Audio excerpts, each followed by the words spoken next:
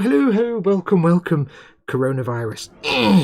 That's what we do to it. Yes, hello, I don't know why I did that. Hey everyone, welcome. It is Sunday, it is time for the Warhammer Sundays. Hopefully you can see and hear me okay. Let's get cracking. It's that time of the week where I crack on with my Warhammer Conquest backlog of the kits. I have billions of them to do. If you're not familiar what it is, Warhammer Conquest is a part work over 80 weeks. You build up a Death Guard and a Space Marine army, and then you get to paint them up. I am currently building up the armies. I've got all the issues. I'm building all the models first, and then later on in the year I'll get around to painting them and filming the painting sessions. But for the moment we're just building. And I keep thinking in my mind it's still like March, but it's not. We're almost in the middle of summer now. So yeah, I was kind of hoping to be at the painting stage by now. These things have taken longer. Everything's on fire. Never mind. Anyway, yes, today we're going to be cracking on with some more bits and bobs. As you can see from here, first of all, let's remove my little marker. Oh, my little screen marker's gone. Let me replace it. Yes, today we're cracking on with issue number 63, which is Death Guard reinforcements, which means more poxwalkers. Yeah, I'm kind of sick of building these guys now. They'll look great once they're painted, but my God, they're a pain in the bum. I'm just trying to get a piece of tape. Hang on. Tape's being awkward. There we go. Hang on. Testing. Wait. Oh, stop. There we go. Right, where's the middle of the screen? It's roughly about there. I don't know where it went. It just vanished. I had a little marker there already and everything. Just vanished. There we go. That's just so I know roughly where the focal point of the screen is. Anyway, welcome. Swig of water. Throat's already going. Before we get going, big shout outs to all the people that make these streams possible. Of course, we have my beautiful patrons from patreon.com/modelmakingguru, and we have my YouTube channel members who just click the join button underneath any one of my videos, or they click the join button on my homepage. Both of those groups keep this channel going because they pay my bills, they pay for my food on the table, they keep the lights on and everything else, they keep me in income. So massive thank you to those two groups because they make all of this possible. And of course, massive thank you to my two corporate supporters, goblingaming.co.uk and emodels.co.uk. Excuse me, your one-stop shops for not only tabletop gaming stuff and models, but also traditional model making stuff. Links to both of those places in the description below this video. Do use those links if you want to go and pick some stuff up. It tells them that I sent you, and I get a little bit of income from those links. It doesn't cost you anything, but they're my affiliate links, so please do use those links. It really helps this channel out. But yes, let's crack on. I'll have a quick look at chat. If you've not seen one of these before, I'm going to try and do some work for the next 3 hours. I say try. Boop, boop, bunny ears. Trying to do some work for the next 3 hours, hang out with you guys in chat. This is mostly about just you guys having a good time in chat. It doesn't really matter what I am doing on the screen here. So I know Beyond Hope's going to be playing Elite Dangerous while he's watching. So yeah, you do some mining, dude, and just have me on in the background. It doesn't really matter what I say. I was watching I was watching Fester and Dave, Colin and Dave do their stream just a minute ago, their Sunday brunch. And what I tend to do is I've got two monitors. One monitor is the stream, and one monitor is the chat popped out, and I zoom into about 200% so the chat's big enough for me to see it from a distance. So I've got the stream there, I've got the chat in the monitor, and on my telly over there I'm playing on the Xbox. So I can be in the chat when I need to, but I can also listen to the stream. Crack on, so advantage of two monitors. So we're going to crack on with these guys today. As always, I'll have a quick look through chat, but yeah, as always, I've got the chat here in front of me on the iPad. If you want to catch my attention, because I will miss a lot of comments, it does move up as you'll see, and I do miss a lot of comments. If you want to say something that I need to see, first of all, your option is to put it all in fat capital letters, or bold as Ted would call it. Just going to adjust the microphone 1 sec. Big fat capital letters. Just so that I have a chance to see it then, because it'll stand out from the crowd. Or if you want to, you can do a super chat, which is the dollar symbol at the bottom of the chat window. That will also be a big coloured box, and there'll be an animation up here somewhere, and I'll be able to tell that you've done a message for me then. So, you know, either one of those is good. Do let me know if I sound okay. I've got the microphone set up in a bit of a different way to normal, so do let me know how it sounds. Turn it around a little bit. I apologise for microphone moving noises. There we try that. Let's try that. So quick look at chat. We have the first people I've got are Mordraka. Am I on live chat? Yes. Mordraka, Pascal Leaverse, welcome Pascal. Eric Graham is in, welcome Eric. Candyman for Mongo. Quano Man is in, Eric Graham again. We have Dad at Scaly Models and Paul at Team Inept, 2 of your mods. The mods are lovely. They're soft, fluffy little creatures, woodland creatures with big, ginormous, lovely eyes, and they look really adorable. But if you cross them, they'll feed you to the ants. And not the good ants, the bad ants. They'll feed you to the ants, and then they'll launch you into the sun. So, yeah, don't cross the mods. We have... Who else have we got? Lee Eagles is in. Welcome, Lee. We have Beyond Hope, as we know, he's playing Elite Dangerous right now. Friendship Drive. Oh, I've forgotten the phrase now. What's the phrase? Friendship Drive. Oh, yeah. Friendship Drive. Charging. I forgot the phrase. I only played Elite for like 1 billion hours. Friendship Drive. Charging. We have... Who else have we got? Nim's in. Welcome, Nim. We have Cynical Steve. Welcome, Cynical Steve. Oh my god, he has built several bases, says Paul. Yes, hello. Phil Lewis is in. Welcome, Phil. Wayne Hayward. Welcome, Wayne. We have Skullfish is in, as you may have noticed. Or Sklfsh. Who else have we got? Sounds just fine. Fox says Phil Bolton. Thank you very much. Welcome, Phil. Ian Thompson's in. Welcome, Ian. Phil Lewis. If he's larded with 2 monitors, what happens when there's 3 of them? I sound really posh with 2 monitors. One's a really nice monitor, and one's like a 20-year-old square thing that's absolute garbage, but it does for having a pop-up for chat. I like, for example, right now I've got things like my camera controls and stuff on the second monitor just to keep them out of the way. The first monitor is my video stream that I'm, streaming software. It's a crappy old thing that I kind of liberated from my last employer. Kind of liberated. I rehomed it, perhaps. They were clearing out a load of stuff, and I'm like, is all this stuff being thrown out? Yeah, and it's like, there's a monitor there. I've slipped and it's in the back of my car. Bye. Drove off. They didn't care. They were quite happy. So that's about 20 years old, but it works. It's got an input, so there you go. Interzone is in. Welcome, Interzone. Colin at Fest 67 Workshop is in. Welcome, Colin. What, my mate? What? Wow, Scaly Models, thank you very much, Dad. Scaly Models puts a little super chat through there. You saw it on the screen there. It'll pop up in the corner in 3, 2, 1, 0, -1, -. There we go. He says, Revel. Grrr. Yeah, he's building something. He's building a Revel kit. You don't know this, but obviously we've got a private group chats on Facebook. There's a whole conversation going on. Dad posts up a picture of this Revel kit that's apparently remastered and retooled. Yeah, it's got a massive gap between 2 pieces. And even in the instructions it says, you'll need to fill this gap. So they're so lazy, they can't even be bothered correcting their kits. They just put it in the instructions saying, yeah, there's a gap there, you have to fill it. And my entire comment was, I am incredibly surprised by the complete lack of any, by the complete surprise that you've all got that Revel's made a crap kit. How can you all be surprised by this? We've all been around long enough. I don't know. You acquired it, Model Making Guru, says Colin. I acquired what? What did I acquire? What did I acquire? I will definitely acquire it there. What did I acquire, Col? Remind me, I've forgotten what I've already said.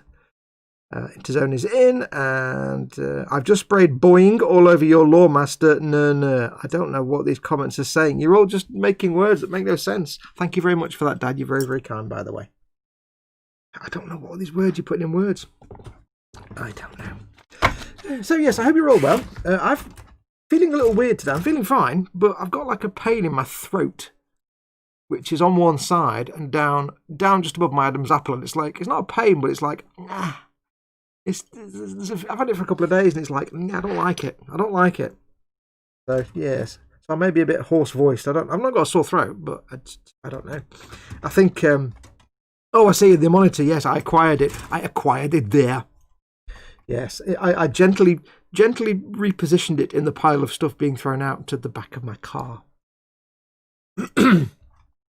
So yes, I think this 4 days of live streaming non-stop is taking a toll on my voice, because by sort of Sunday night, my voice is knackered every week. It's like, wow. Don't know. Anyway, yes, Festa says yes. You're on about something falling into the boot of your car. Yes, the monitor that I accidentally saved.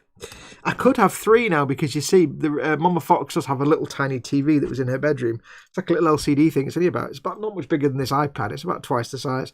I could sort of repurpose that potentially, although I don't think it's got any useful inputs, but I could repurpose that potentially, so we'll see. Anyway, Paul said he was a Mega City 1 judge, so I disabled his bike with Boeing Miracle Plastic. It's a 2000 AD thing. Okay, I'm moving on now. So anyway, issue 63. Death Guard reinforcements. Yes, we've got to build more. More is the important word there, is more. Restless Dead. So we got a Plague Marine to build, and then a Battrillion Poxwalkers. I'm pretty sure these are all exactly the same ones we built already. They probably are. Quick look at them. Yeah, they're the ones we've already built. It's fine. I mean, at the end of the day, they're just blob troops. They're just gun fodder. And it doesn't really matter. And they are simple to build, so that's kind of cool. So we'll crack on. We'll get these built. We'll see how many we can do. Now, if you are doing this part work, you may not realise, but this does use some parts that were left over from issue 60. Over the course of between issue 50 and 60, I think a couple of 30s, you'll have bits that don't get used straight away, and that's because they're recycled into later issues. Because if you're not familiar with this, most of this part work is a lot of the sprues from the Dark Imperium box set. So in a box set, when you buy it, you've got bits spread across different sprues. That makes perfect sense. But when you get bits spread across different sprues and they're 20 issues of a part work apart, it's a bit weird. So hopefully, if you're building along... Hang on, one sec. Clear my throat.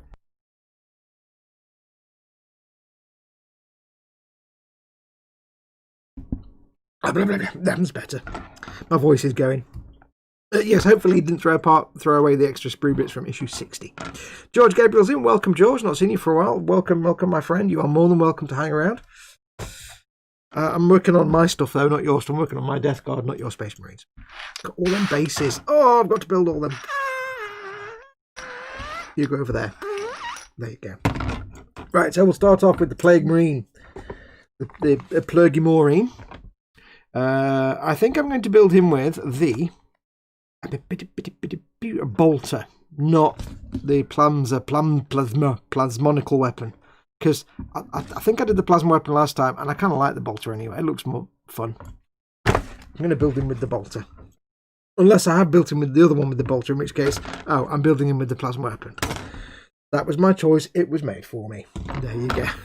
So I'm building this one with the plasma weapon, as I said. Now I do get to try out today. Yes, George says, Scaly Model says, hope you're all well today, George. Colin says the same. Yes, welcome, George. Hope you're well. Hope you're doing okay, dude. Now, today, for the first time, I'm going to try. I've got my God Hand nippers for little tiny delicate bits and cleanup. I have, of course, my industrial grade under Atlantic Ocean telephone cable cutting nippers from Games Workshop. And I also now have my Mr. Hobby, Mr. Nipper nippers. Mr. Hobby, Mr. Nipper, Mr. Hobby, Mr. Tools, Mr. Nippers. These are Mr. Nippers in the Mr. Tools range by Mr. Hobby. It's getting a bit ridiculous. So these are, I've tried them out a little bit, and they're like a mid-range between these two. These are like what you use to separate, I don't know, you use this to cut a single hair off a unicorn. You use this to cut through a mid-Atlantic cable, or to, unhook an oil rig from the seabed. And this is kind of in the middle. So I'm going to see what we can do today. I'm going to try these out on the Games Workshop spruage. See what happens. Maybe not on some of the big massive bits, but yeah, I do like these. They're quite nice. There's a lot of oil in there that I need to wipe off. Let me get a little bit of tissue. So yeah, Mr. Hobby, Mr. Tools, Mr. Nippers. I think we're taking the naming conventions a little bit too far. Now, unlike the, if you remember, I ordered the little Meng set, which I think I've put away in a box somewhere. Where are they? I ordered the little Meng sort of budget £15 nipper set, which comes with like a pair of tweezers and a knife and a pair of cutters. And these are the Meng cutters that you get for 15 quid. And look at that. Straight away.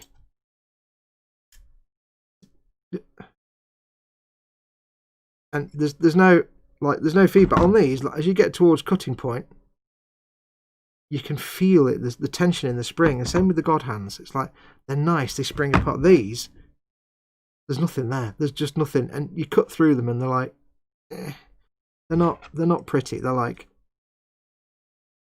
that was a lot of effort. That was a lot of effort for a real mangled cut. So. And I know it's a big, thick sprue. It's not really a fair test, but... yeah, they're not... yeah, so... I do recommend the set if you just ignore the cutters. I mean, these will do for down and dirty, filthy, industrial work, but they're not brilliant. Just found these. What are these? These are Citadel. Oh, these are the ones that come with the part work. And these are also kind of garbage, but they're a little more delicate than these, and they are free. Technically, they're about £4 or £5 if you buy them. But somehow already I've bent the end of that one. I don't quite know how. So again, these are grungy, dirty, heavy job works. I always, even if I get rubbish nippers, you always keep them because you never know when they might come in handy for dirty work.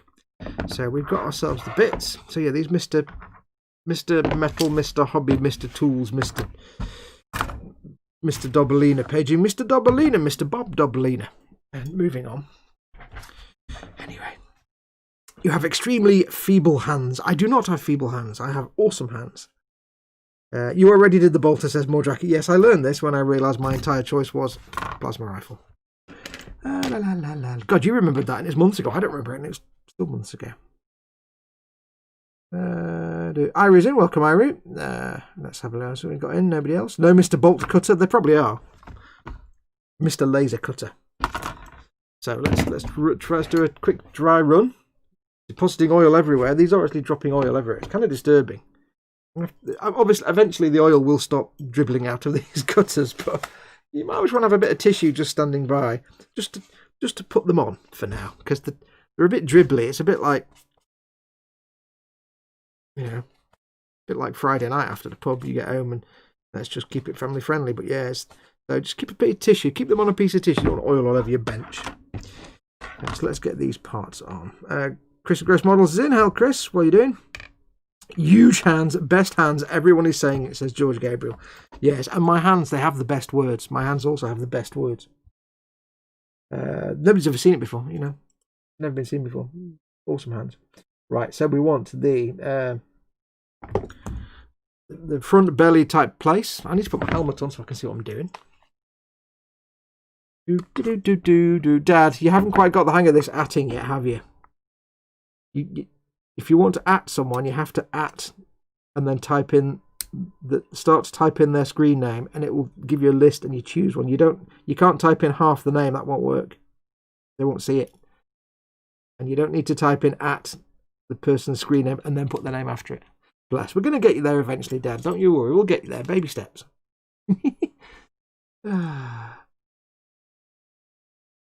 Bless him. It's technology. It's confusing. Anyway, how are you all? I hope you're all well. I am fine and dandy. Thank you very much. Apart from this slightly twonky throat. George Gabriel says, how do you get the little logo next to your name? That's for members. I've now got memberships on my channel. The little join button that's underneath every video. Oh, I can destroy the sprue, yes. Or on the main front page. Members get a little badge. They've got a few small emoji, a few small selection of emoji that they can use. Not many, because I haven't got time to draw new ones, unfortunately, at the moment. And like patrons, they get access to stuff a week early with no adverts. But you're already a patron, George, so you don't need to give me more money. Right, so those two bits there. Only absolute members get that icon, says Paul at Team Inept. Absolutely. Absolute members? Absolutely. I'll just put that on my desk, even though I put a piece of tissue down to catch the oil. I don't know. Scaly Model says, Wibble at. Yes. Right, where are we? So I need parts E6. No, I don't. I need parts C17, D3, and D2. Wait, C17. Am I missing something here?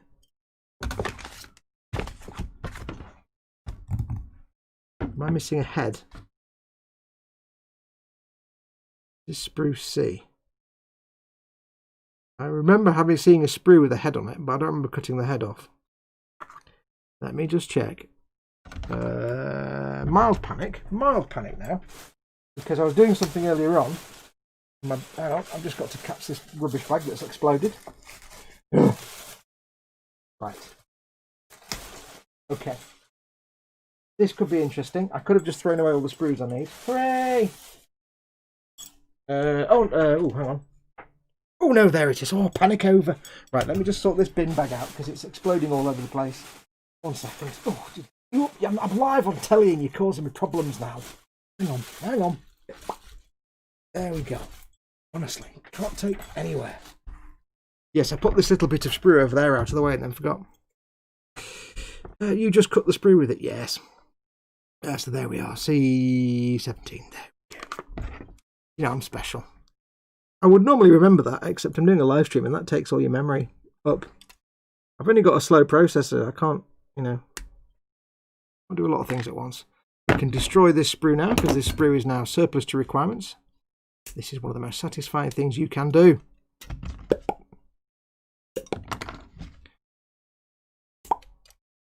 Yes, ping off to your doom. Anyway, yes, hope you're all well. Hope you're all fine. What's been going on with me? Not a lot. I've been taking a couple of days to get used to my new old Xbox. Today and yesterday. My old original Xbox that I've just had with 1 billion games on it. All modded up. And so tomorrow I'm going to be editing the next episode of the Millennium Falcon build. Episode 5.2 is now out of early access and is available to everyone. So once you've finished here, if you haven't watched it already, do go and watch, where I make a start on painting the cockpit. I used to draw hands like that when I was a kid. Yes, if you've not seen that yet, 5.2 episode 5.2 is up. 5.3 will follow in the next couple of days, and then I'm going to edit 5.4 tomorrow. What else has been going on? So that's about it, really. Wow, hang on, wait a minute. Right, words, water. I'm putting my new console through its paces. I need parts. D3, D2, and D1. I think we can probably fairly quite easily find these on this sprue full of poxwalkers. Let's see, could it possibly be this big plague marine here? I think that's probably where we're going to be looking at, isn't it? Yeah, so these nippers are basically in place of the big, massive Citadel ones. Because the big, massive Citadel ones are all right for these kind of sprues, but they're not brilliant for, you know, other models where the sprues are made out of, like, trees and wood and rocks and things. So, I'm just going to make sure. I'm not going to make any assumptions. D2 is that one. But I wanted something in the middle ground because I can't use my God Hand nippers to take pieces of sprues off like this, or bigger sprues, because that would just knacker my cutter. I can use them for very finely attached pieces, but not anything too massive. So, and these seem to be, or I hoped they would be, a nice middle ground, so I can get things off the sprues with these and then tidy them up with the God Hands. And it does seem to be working. They are taking it quite nicely. They're not obviously as clean a cut as the God Hands, but then very few are. D1. So we've got front and back, arm, backpack, head. Everything? Yes. Now, Dad has asked the important question: bench and belly. What's on your bench? What are you working on right now? Hang on. It's like when you get a spot and it pops, and you just have to spend an hour with a bit of tissue just getting rid of the embarrassing ooze. Or when you get a razor cut and you're there with... You ever get a razor cut and you're there with like 20 minutes with a piece of tissue kind of holding it to it because you're bleeding everywhere. I hate that. Yes, bench and belly. What's on your bench? What are you working on right now? Could be anything. Any kind of model. Might not be a model. Might be something else creative. So what are you working on? And belly. What's in your belly? What have you had for your dinner? What are you going to have for your dinner? Have a look at the chat in a moment. Start cleaning these. Scaly Model says, you just never see my post, Chris at Gross Models. I saw that one, says Chris, because he correctly did at Gross Models. There you go. And still can't do it after we just told him, says Eric Graham. Forgive Scaly Models, he's old, says Eric Graham. I don't know to do a super chat and I still get told off. Oh, he says, I don't know. I do a super chat and I still get told. Not telling you off, just guiding you, because I don't want your comments to be missed by people that you want to see them. That's what I'm saying. Where are we? I still can't do it. They've done planet destroying ships, chaos, sorcery, and random guy with blunt end of pipe. Got to love 40k. Oh yes, Yeah, well, they are just like blob troops. He's referring to the poxwalkers. You've got all these, like, you know, super soldiers and all that kind of stuff, and the gruntiest grunts in the Chaos can throw are just mindless zombies with bats and sticks. But that's the idea. They're not given weapons. They're just thrust out in their multitudes to whittle down the enemy. They're just blob troops. They're just cannon fodder. I don't think they're technically alive. I think they're actually kind of just zombies. So, oh, it's got a nub in the middle of these two bits here, and I hate when that happens because there's no easy way to get this out without using the tips of my god hands, which I hate doing. I have to sculpt that with a knife, I think. Or try these because these are quite small. Oh, actually, these are quite nicely pointed-ated. Nothing worse than a nub between two raised bits, because then you can't quite get nippers and things in there without making a mess. As good as we'll get with that with nippers. Team says, yes, the mod father. Pray tell us about the 3-day quarantine period it went through. Yeah, it might not have gone through a quarantine period. Yeah. If you remember, at the minute, I'm shielding Mama Fox. And, of course, when we get mail and stuff, it goes into a 2 or 3 day quarantine where we take the package, we spray it with soapy stuff to kill off any chocolate velociraptors, and then it just sits there for 3 days. But not everything gets that. And I have to admit, I did and ah for a long time, but in the end what I did was, I thought, I can't sit here and just have this console sat there in a box for 3 days. It's going to kill me. It's going to torture me to death. Although the consequence is, if I get it wrong, it will kill me, potentially. So what I did was, I literally suited up, opened it, and just cleaned and sterilised everything in the packet as I opened it, and the packaging itself, and all the contents. Very carefully, using, you know, alcohol and baby wipes and actual proper medical supply wipes and antimicrobial things, all kinds of stuff, and basically just wiped everything down, cleaned it, and made sure it was all spot on. And then basically I burned all my clothes, and I sacrificed a sheep to the gods of chaos, and then I just hoped that it all went well and that nothing bad happens. So yes, I may have been far too impatient. Hopefully I won't regret that. Hopefully. I think I may have just got rid of a nub rather than an actual nub I wanted to get rid of. Gross Model says cockpit, 5 days. Nim says bench finished the ball. So back to the biplane. Belly, Cocoa Puffs for breakfast. At lunch, I don't know yet. Ooh, Cocoa Puffs. Yes. I knocked over a box of shreddies yesterday. That was rack sadness because then the kitchen floor was covered in shreddies, and I'm like, oh, flip. All those shreddies gone to waste, and now I've got to clean them up as well. Oh, damn it. Yes, because Mama Fox had some shreddies and she hadn't closed the box properly. So when I knocked it off the shelf by accident, it was like, oh. And then I dropped an egg on the kitchen carpet. I mean, of all the things to drop on a fluffy kitchen carpet is an egg. For the love of God, I couldn't have made a worse hash of it. It's still sticky now. There's no way to get rid of that nonsense off a carpet.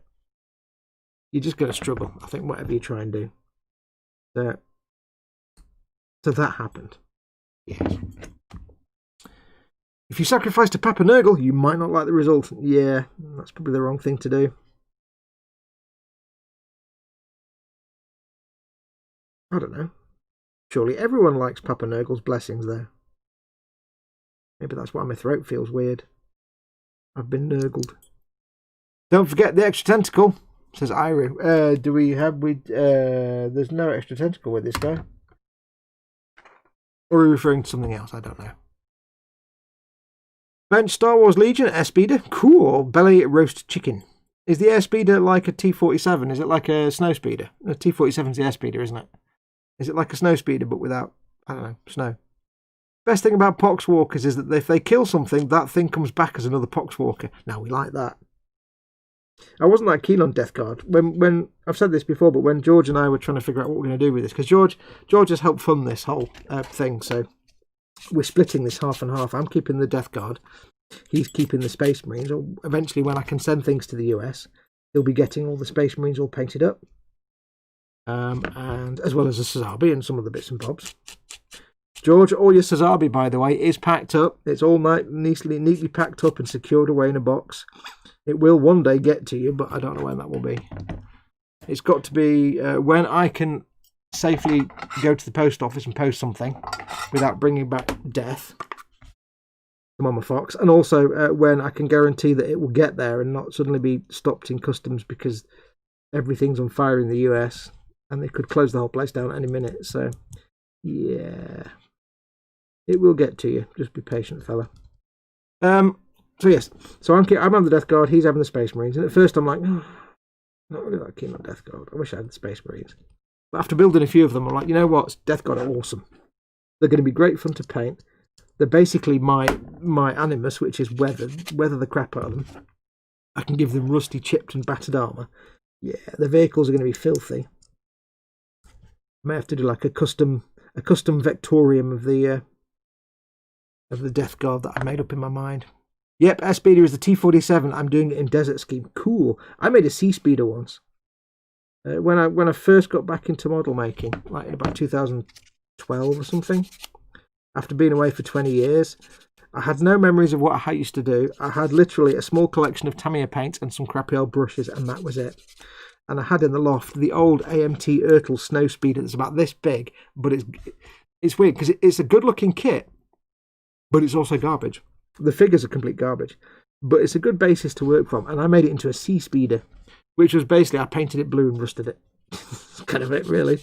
I didn't know I was making... I hadn't made a model since like the early 90s, and a lot of things have changed since then. I've learned a lot in that last sort of 7 or 8 years. A massive lot. A bigly lot. Maybe kitchen means something different up north. There's gross models. Who has a carpet in their kitchen? FFS. Hey, it was the 1980s. What can I say? I can't help it. I'm not responsible for the decor that went in the house in 1985. Big mold line there, and I can't quite get rid of it. Bench 5D picture of a red brown dragon and fairy belly cans of Carlsberg. Fairy belly, what? Hang on. Let me insert some punctuation for you. Bench 5D picture of a red brown dragon and fairy, and belly cans of Carlsberg. That will possibly explain the lack of comma. Cans of Carlsberg, huh? This weekend, living la vida loca. Oh, I thought it's a bit early for beers, but unless you're in a beer garden, then it's never too early for beers. A bit early for me personally for beers, I think. I'll have a beer with my dinner, maybe. I noticed Fox is ignoring all the comments about his carpet. Absolutely, I'm not responding to any of them, of the comments that you and Paul made about the carpet. Can I just point out it's not my carpet? When I was, what was that? I don't know, 12 or 13, I had no input into the decor of this house.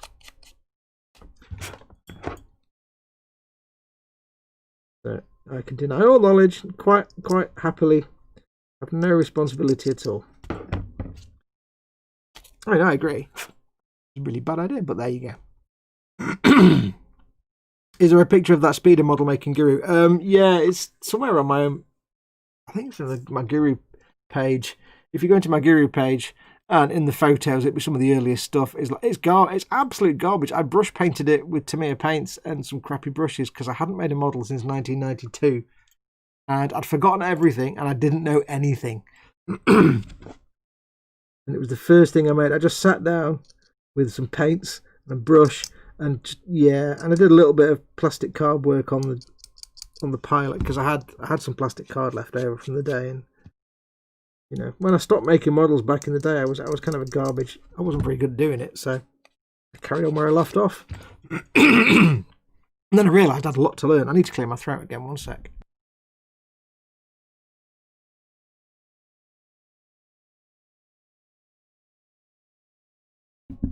There you go. I had a bit of a gargle as well. Oh dear me. What is going on with my throat? I do not know. Yes. Apologies if I'm coughing. Saved you a super chat, huh? Says Gross Models. Oh, damn it. Also, 85 was 35 years ago. Who has a carpet for 35 years? We weren't that well off to afford lots of redecorating all the time. In the 80s and 90s and early 2000s. We had the house decorated in '85, and that's kind of it. Because we were not an affluent family. It was just by some miracle. My dad retired in the mid '80s and got a decent payout, and that went to decorate the house and stuff. And after that, it's just, hey, we're not made of money. But yeah, this house needs a lot of work doing to it, and it will do one day eventually. But right now, none of us can afford that nonsense. All far too expensive. My ma would. If it ain't broke, don't fix it, says Ian Thompson. Yeah, pretty much same with Mama Fox. Chris at Gross Models. Bench, I really shouldn't I? Belly, I shall do, and pizza later. Pepperoni. Pepperoni's wrong, and pepperoni pizza's rubbish. Have a proper pizza like with other meat than the actual meat, rather than just pepperoni nonsense. Nobody likes pepperoni. Honestly, pepperoni. Who eats pepperoni? Nobody likes pepperoni. Nobody in the world likes pepperoni. Where's my file? Where's my file? I've not got my files out. There's my file. Nobody likes pepperoni. It's all lies. It's just lies perpetrated by Big Pizza. That's what it is. That's not the right file. That is the right file. I didn't get any of my equipment out. It's all your fault, Chris. I'm blaming you now. There you go. You do get this little file in that Meng set that comes with the rather rubbish clippers. It does come with this file, which is actually really rather good. Graham says that carpet is as old as I am, 36. It's probably got more beneficial things living in it as well than most humans aged 36. To be perfectly honest.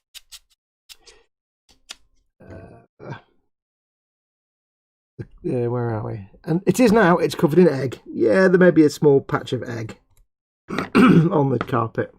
Not much can be done about that.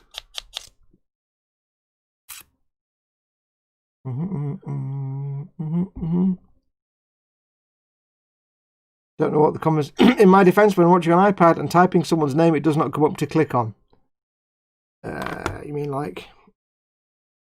Where's my keyboard? I mean, if I do like this, if I go... No, you can't see it. At Scaly Mod... No, type in the box, dear.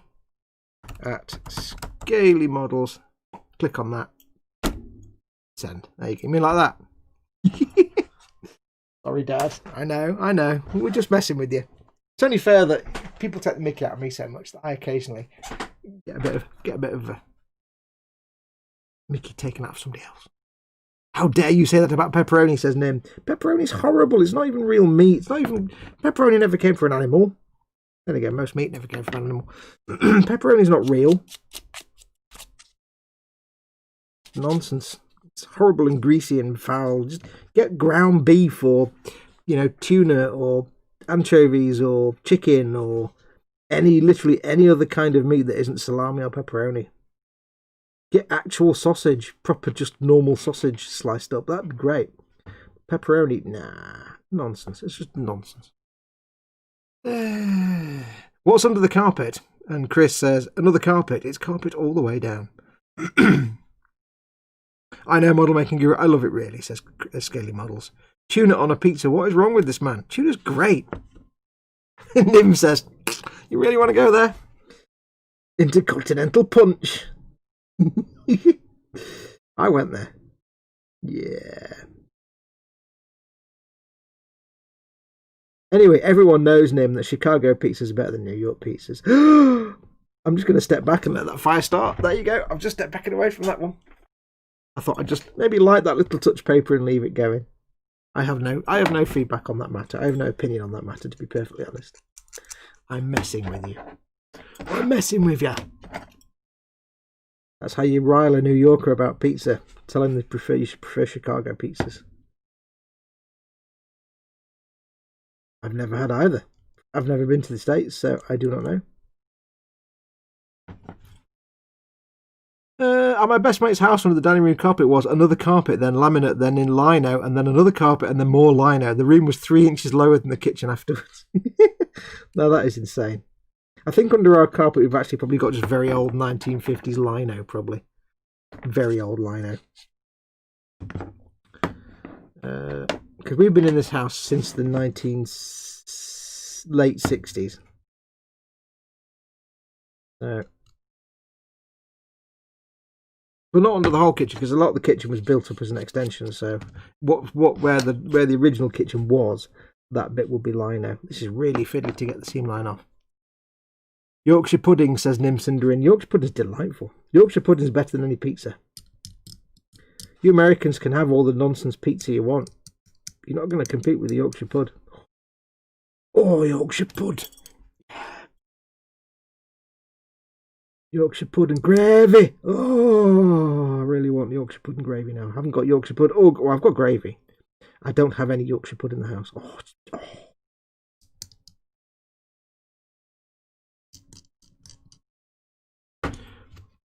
I don't know what's for dinner tonight, though. Got no idea. It's not New York or Chicago pizza that rules. It's the New Orleans pizza that rules. Ooh, says Mordraco. Ooh, I don't know what would make a New Orleans pizza. I mean, I know obviously different places have pizzas everywhere, but you know what I mean? What makes me laugh, though, does give me much hilarity. Quano says, I'm off to get a pepperoni pizza now, Fox. You can't have none. Good. I'd rather not have any, but there you go. Grammar Nazi. Yes. What makes me laugh massively is you don't have Yorkshire pudding? Have you run out of eggs, milk, flour, and a We don't have flour. We don't have eggs. Yeah, I'm afraid we do the Aunt Bessie. We don't do cooking in this house. I've told you that. You know that. Cooking's nonsense. I just do heating and warming. What makes me laugh is how Italians go on about pizza, and yet pizza's Greek. You go way back into history. It's actually Greek food stuff, not Italian food stuff. I love that. It's the most Italian thing you can think of, pizza, and yet it's Greek. The irony.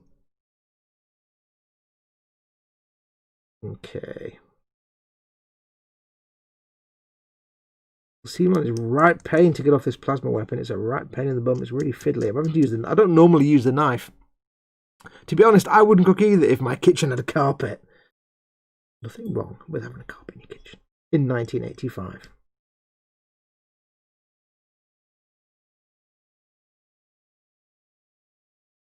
One advantage to having a carpet in your kitchen is that when you get an invading slug this time of year, because you get slugs coming in, they don't get very far. You get a line of the slugs like halfway across the kitchen and hidden before you see it. With our carpet, they take about 3 hours to get 2 inches, so every time the slug comes in, we see it and throw it out. Yeah. We've had a right thing with slugs this year for some reason. Because of the weather, I guess. It's just like, pretty much, the last thing I do when I go to bed at night is I just quickly go in the kitchen and just check if we've got any we call them adventure tubes, because there are tubes and they go on adventures. We just make sure we've not got any like late night adventure tubes in the kitchen, and if we have, throw them out. It's like literally the other night I went into the kitchen and threw one out, went back into the kitchen 10 minutes later, there was another one. And then the third one, I'm like, oh really? You're taking the mickey now? The weather, I think, that makes them want to come indoors.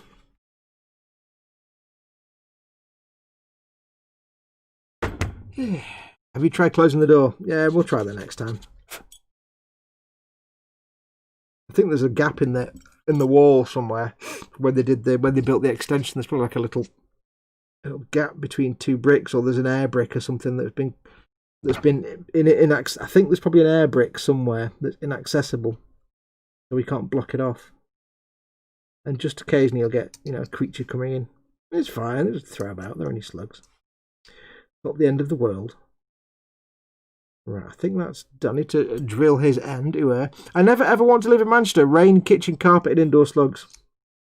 Everybody gets slugs in the house every now and then. The same way you get spiders or flies or a moth or something. There's always creatures. You would be terrified if you knew exactly how many things lived in your house with you. You'd never go in the house again. Now, if you've not seen this before, quick handbrake turn. Plasma rifle. I'll zoom in a bit. I'm already zoomed in, apparently. I'm already zoomed in. For some reason, my zoom amount has decreased lately. I don't know why. Plasma rifle. It's got that ribbed plasma coil at the top. How do you get rid of the seam line down the middle of it?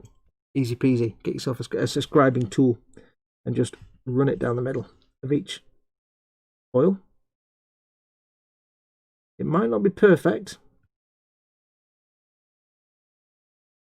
but it'll be better than if you do nothing at all. I'm just going to run the scribing tool down between each of the ribs.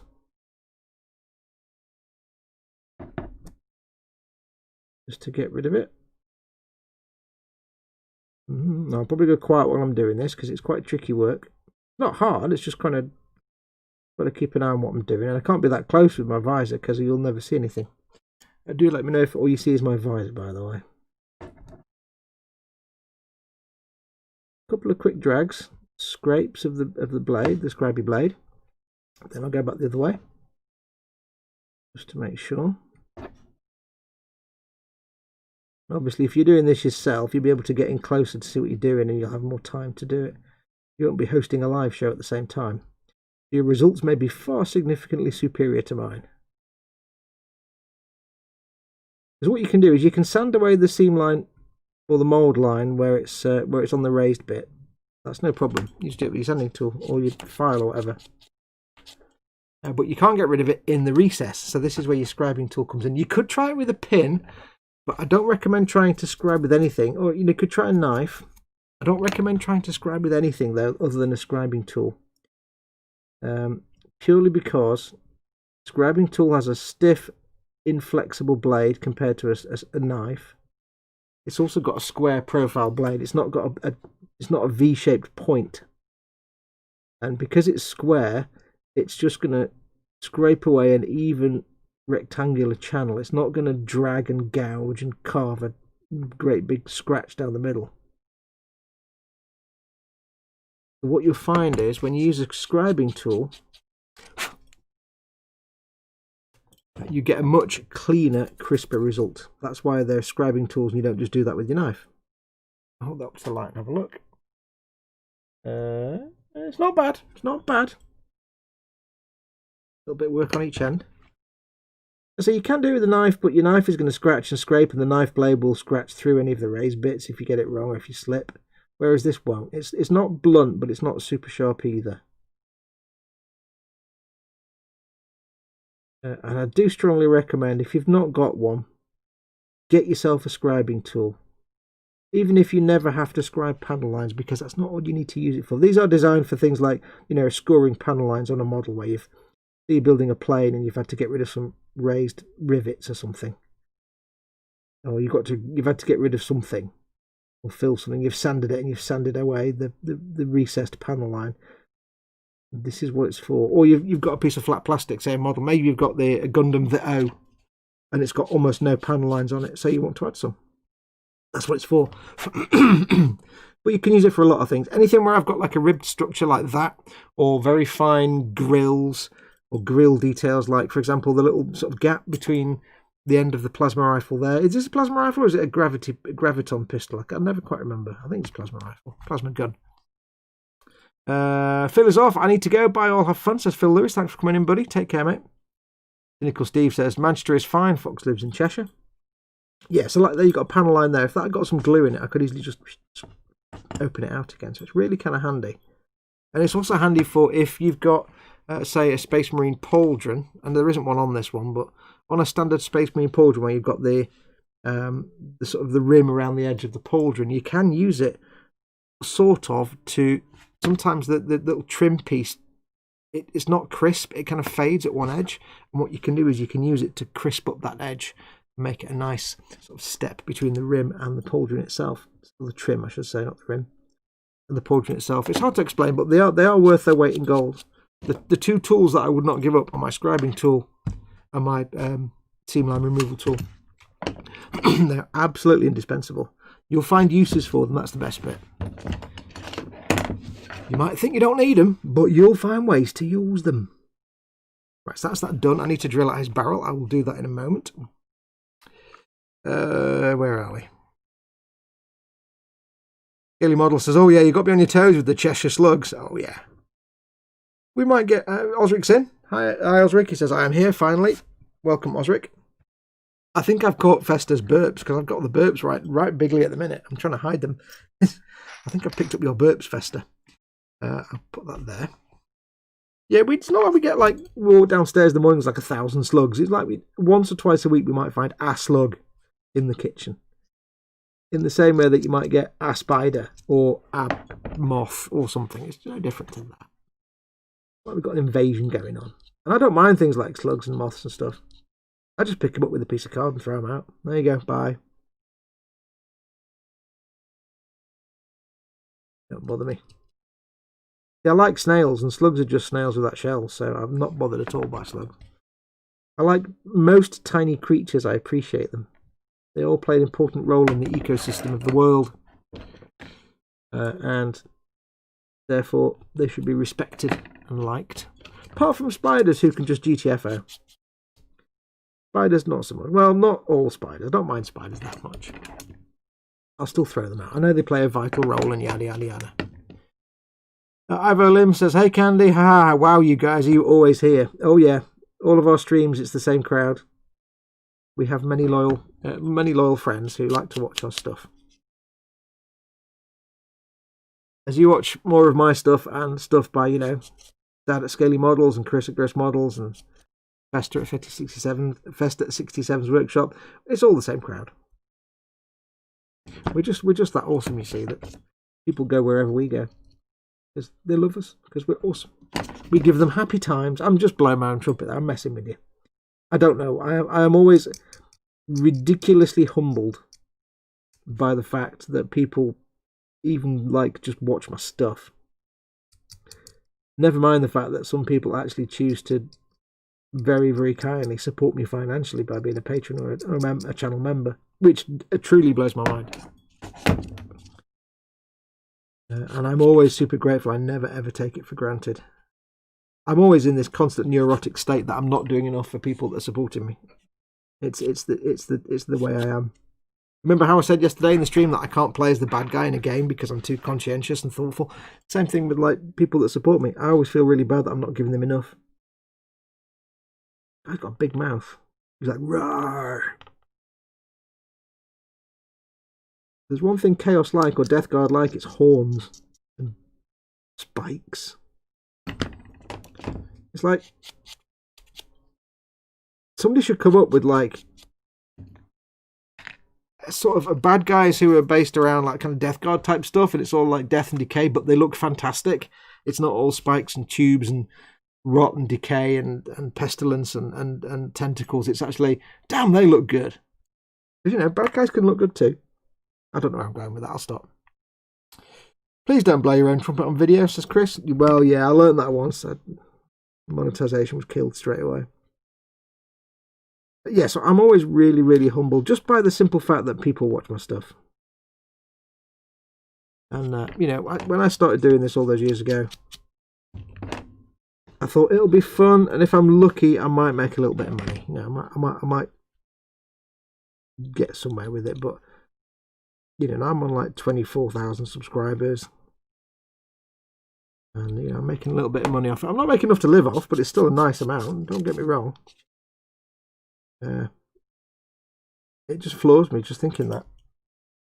But I can, because of the kindness of these people. At the moment, for now, the way that my world is right now, it allows me to do this full time, day in, day out, 7 days a week, as my, you know, my career, my job, my passion. There's a lot of people out there who want to do this, but they have to go to a daytime job all week, every day. I'm just in a very lucky position right now at the moment, which could change any minute. I mean, don't get me wrong, I'm fully aware of that. I'm just in a very lucky position right now where I can feasibly dedicate my time to doing this full time. It really kind of floors me sometimes that you guys make that possible. But for no, you know, no real benefit. I mean, you guys are getting content from me and stuff. I don't, which is awesome, I suppose, but it's weird. My brain can't deal with it sometimes. It's like, I don't understand. Why are these people so awesome? So a massive thank you to all of you. I love you all. You know all that anyway. I'm so grateful to all of you because you make what I do possible. And if it wasn't for you guys, I'd be in some crappy office call centre, probably still doing a crappy call centre job that I hated. And slowly watching my soul ripping itself from my body. Again. I hate when that happens. But yeah, massive thank you to all of you. Even if you just watch my stuff and hit the like button, that's a brilliant thing for me. So thank you to all of you. Right, I think I've got rid of that nub. That was hard to get rid of because it was right in the middle of two things. God damn it. Where are we? Oh, shucks, there's gross models. Osric, I have a small restock on ship. What are we talking about?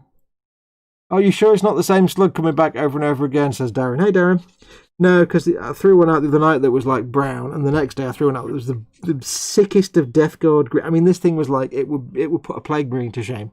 It was like putrefaction green. It was quite spectacular.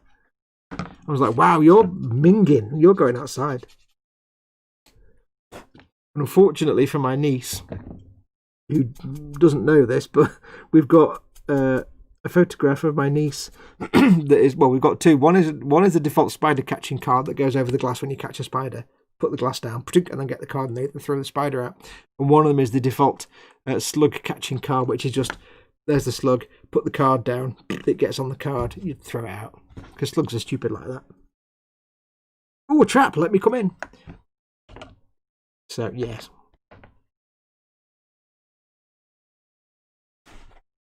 Ooh.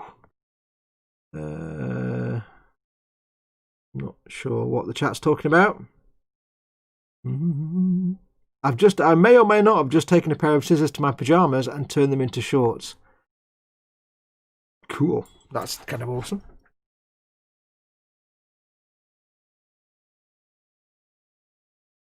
Osric said, nipped out to get a couple of paints from local model shop. 2 bottles, a rattle can, set of Hataka paints, and a 1/700 scale aircraft carrier. Oops! It's funny how that happens, isn't it? You go in for one thing and come out with all of them. Is that local shop by any chance run by a former Games Workshop manager? Because it's having the same effect. That's what happens in Games Workshop stores. I'm going in for 1 pot of paint. I've come out with an Imperial Knight. Oh, yeah.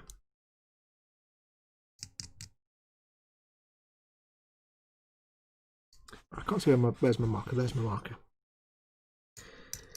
More fiddly bits to clean up. So how are you all anyway? I hope you are all well. I hope you're all doing okay. What's going on here? So I've been taking a couple of days this weekend to play on my Xbox. So, you know, bought the damn thing. I'm going to get some use out of it. And I've got to say, I'm quite impressed. All the old Xbox games. I've not had a look at the PS2 game, the PS1 games yet, because I'm waiting for an adapter to turn up so I can plug a PS1 controller in. PS1 controller. I just haven't got the adapter. I had a moment of sadness because when I first got an Xbox back in the day, original Xbox, I had the Duke controller, which I adored, and which I used to play Halo on and everything. And then the little S controllers came out. I didn't like them. Didn't like them at all. I was like, no, I want the big Duke. And then I got a 360 and then Xbox One after that. And I got used to the smaller profile of controller. So for the last couple of weeks, I've been extolling the virtues of the Duke controller. I'm not going to get a Duke. I knew I wasn't going to get a Duke with the console because you get a controller with it. I knew I wasn't going to get a Duke, but I had one. I've already got one and I kept it. It was very clever to keep my old Duke. And I was like, this is going to be brilliant. I'll hook up the Duke and it'll be like old times. And I tried playing some Halo with the Duke controller and it was like, no, not happening. I'm too used to my Elite controller with its paddles underneath. And yeah, I'll get it in a minute and I'll show you. If you've never seen a Duke controller, how big it is, I'll show you in a minute. And I was like, yeah, no, how did I ever play Halo like this? This is insane. So I've had to actually use the S controller that the guys X Emulation sent me. I'm like, oh, but it's a Duke controller and it's awesome. Yeah, I can't use it. Oh, I think it's more just I've got old and my hands aren't as flexible as they used to be. Because it really is. It's more comfortable to hold, and I'll show you in a minute. It is more comfortable to hold because it's just bigger, and your hand isn't like this; it's like that, which is much better. But when it comes to the buttoning and it's not the triggering and like trying to aim and fire with the stick. They're so far apart. It's kind of. I'm too used to the other ones now, unfortunately. So it'll go back in the storage, I think. Right, so that's that done. Pretty much, Ivo Lim, we're still... By the way, is it Ivo Lim or Elvo Lim? You never know whether it's an L or an I on I assume it's Ivo Lim. We're pretty much always here, says Candygram. Yeah. Sunday is a good day for streams for us lot. Because there's Colin, who's Festa67 in chat. He does a stream with his mate Dave on a Sunday morning between 12:30 and 2:30. Then I come on here and I do Warhammer Sunday from 3 till 6.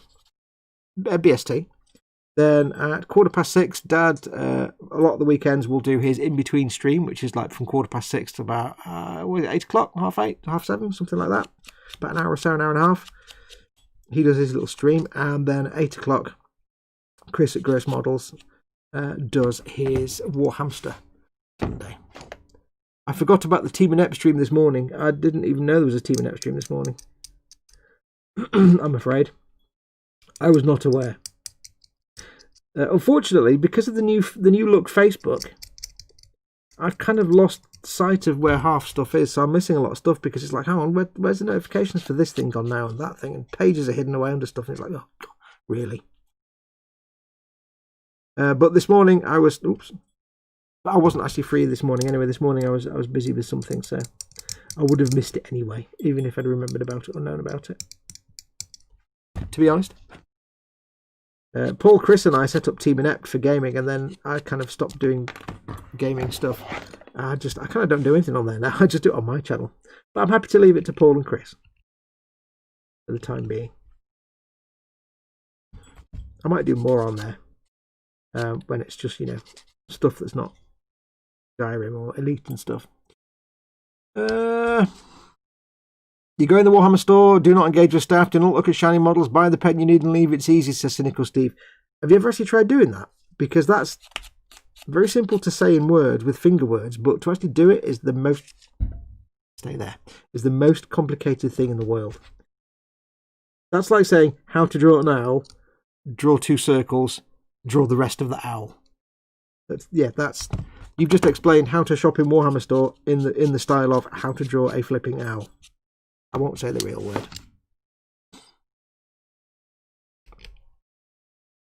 We've got streams all day Sunday. I do my stream on Saturday and Friday, of course, and tomorrow night we've got the E-Model stream on the E-Models channel. So yeah, loads of streams.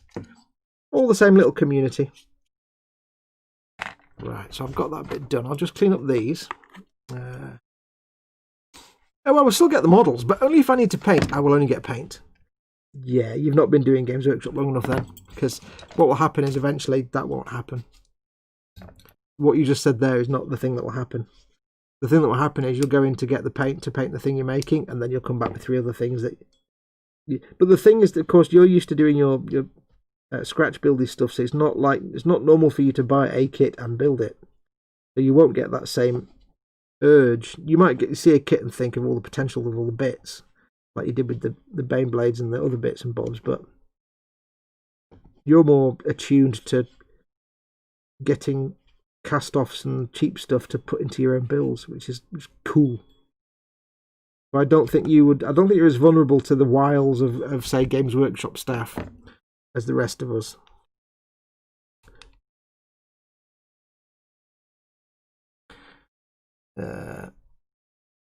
Anyway, when I buy a model, I get asked what I'm doing with it, and they look at me funny when I say I'm going to cut it up. Yeah. I like to take my time in the model shop as much for inspiration as supporting them. Yes. What was I actually talking about? I've actually already forgotten what I was talking about like a minute ago. I've got no idea. Too busy doing the thing you're watching now.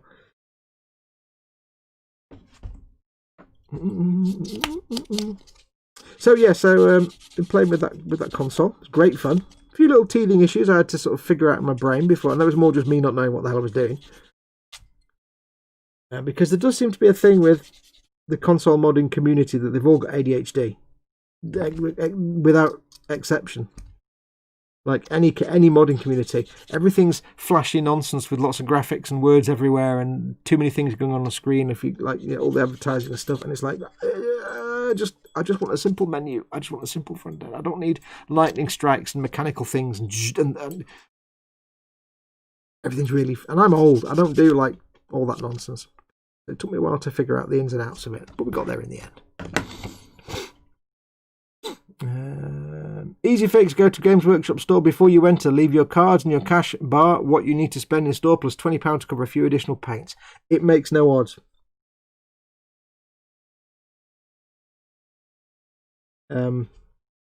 What you're doing there is the how to go to a strip club method, which is golden rule of going to strip club is do not take your cards. Just take cash. That's the golden rule. Don't ask me how I know. But yeah, it doesn't work because all you do is you go in with your £20 and you get what you need, but then you've seen something, you think, oh, I want that.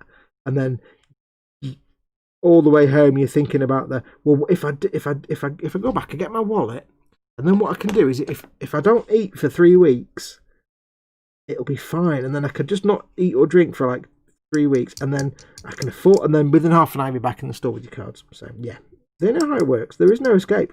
There is no actual escape from any of this. Just same with Gunpla. Gunpla's very similar. Once you pop, you just can't stop. Thy creator is in. Welcome, thy creator. It's 11 here, 11:05 here in PH. Is that Philadelphia? PH? It's 5 minutes past 4 here in the UK. Yep. If my local Warhamster could see what I did with the Baneblade and Impulsor and a Repulsor, they'd probably have me sectioned, which I suppose is what I did with the kits. I like what you did there. 10 XP for comedy purposes. I see what you did there. Sectioned. Very good. Very good. I like that. 10 points. I think they'd just be impressed, dude. I think they'd just be impressed. And they'd be asking you why you're not building Orc, why you don't play Orc. If you were going to get into Warhammer, you'd have to be Orc. Because that's what Orcs do. The whole idea of Orcs is that they find stuff on the battlefield and cobble it together using their magical Orc powers that make things work. Like an Orc could take like a piece of steel, a pencil, and a banana, and you'd have a working rocket launcher. And the only reason it would work is because the Orcs have some weird ability to channel into the warp that just makes things work. Like if an Orc really believes that a rock can fire bullets, the rock will fire bullets. That's how it works. So yeah, you'd be an Orc because they take all the stuff they found on the battlefield and they build it into random things. And although the Orcs have kits, the one thing that Games Workshop should really have supported better, or should support better in the future, is encourage, because they've always loosely encouraged people to just custom build their own Orc stuff, because that's the whole point of Orcs. They just cobble stuff together. They don't know what they're doing. They just do it. And it would be awesome if you could just cobble together bits of old kits into new vehicles and be able to play them. But there's no real, I don't think, somebody tell me if I'm wrong, I don't think there's any real official kind of codex type thing for custom built things. I could be wrong. I say I'm not that well versed on Orc codices, but I'm pretty sure, although they say you should do it, there's no real support for people that do that. If I turn up with a Baneblade that's half Baneblade and half Gorkanaut and half aircraft, half blaster bomber, how the hell am I going to play that? What is there a guide for me to make stuff up? So yeah, it's a shame they don't support that more. But then they want to sell model kits, so they should just sell more model kits, or they should make more model kits. But yeah, Steve, you'd definitely be more Orc, because you just make all kinds of random stuff. It's 11:06 PM. Yeah, you won't catch most of our streams live then. Usually they are evening here. Eon's Car says, Dad says hi to Eon's Car, and Eon's Car says, I've been here for 20 minutes. And Dad's like, Soz might have been fiddling with this kit. It's alright, he can't at people, so he probably didn't notice you. Because he's like that. His dad, bless him.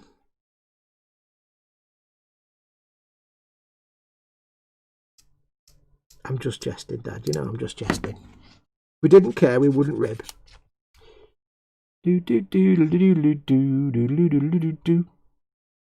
That's cool, Dad, says Ian's card. Just cutting off weapons from the Space Marines Tactical Marine sprue to clear space in my room. How many sprues have you got if it's taken up an entire room with that many? Or how small is your room?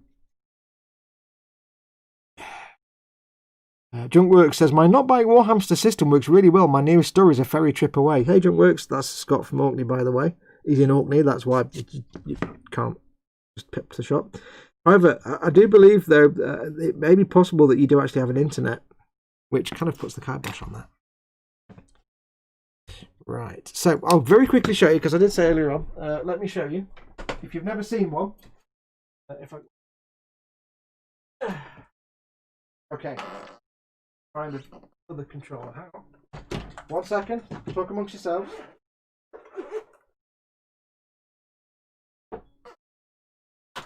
Right. Just for interesting purposes, because some people you young guns might have never seen these. Let me get rid of this dust. Hang on. 1 moment, folks. Let me put that there. I'll get rid of this. Little bits, off you go. This is a standard Xbox One controller. Needs a bit of a clean. That's my Xbox One controller. This is an Xbox One S controller. Sorry, an Xbox Controller S. This is from the original Xbox in the early 2000s. That was the second release of controller. As you can see, it's a bit bigger, a little bit bigger, but I wasn't a big fan of these. Because what I was a fan of is this. Let me just unravel the cable. What I was a fan of was the Duke. And the Duke was that. Look at the size of that compared to a modern Xbox controller. Oh. It's just, I can't really get it on camera, but oh, it's fantastic. I loved it.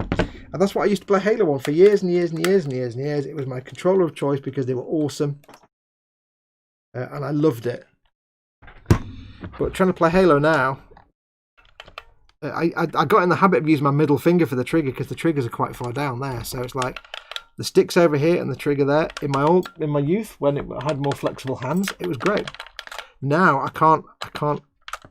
haven't got the flexibility, so I was really struggling to do that, which is a real shame because to hold these is really nice. You just hold it loosely in your hand, rather than a modern controller where you're like this and cramping up a little bit. I mean, these are still super comfortable. This controller's like fantastic, but these ones, they're so big underneath that you just rest it in your hand. It's so comfortable to hold. But now with my old man hands, not as comfortable to use, sadly, which is a shame. I'll just put the cable back around that so I can put it away. I'll go back into its safe storage space. Sadness, all the sadness. So let's put them back over there. So there you go. That's how big the old Duke was. Right, have to put some smart clothes on for the anniversary noms. Latest gang, says Cynical Steve. Yeah, don't be turning up in like, your underpants and stuff. When in town, the pants don't go down in real life. Model Maker Mayhem says, well, now there's lovely.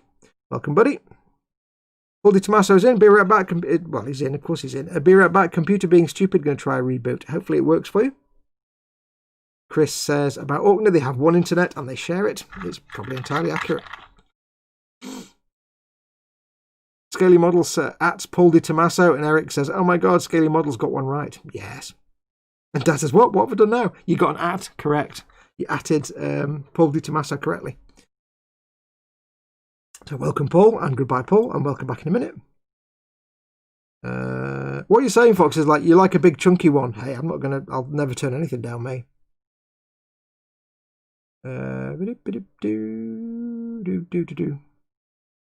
Model Maker Man says, Jerry, Dad. I don't know why.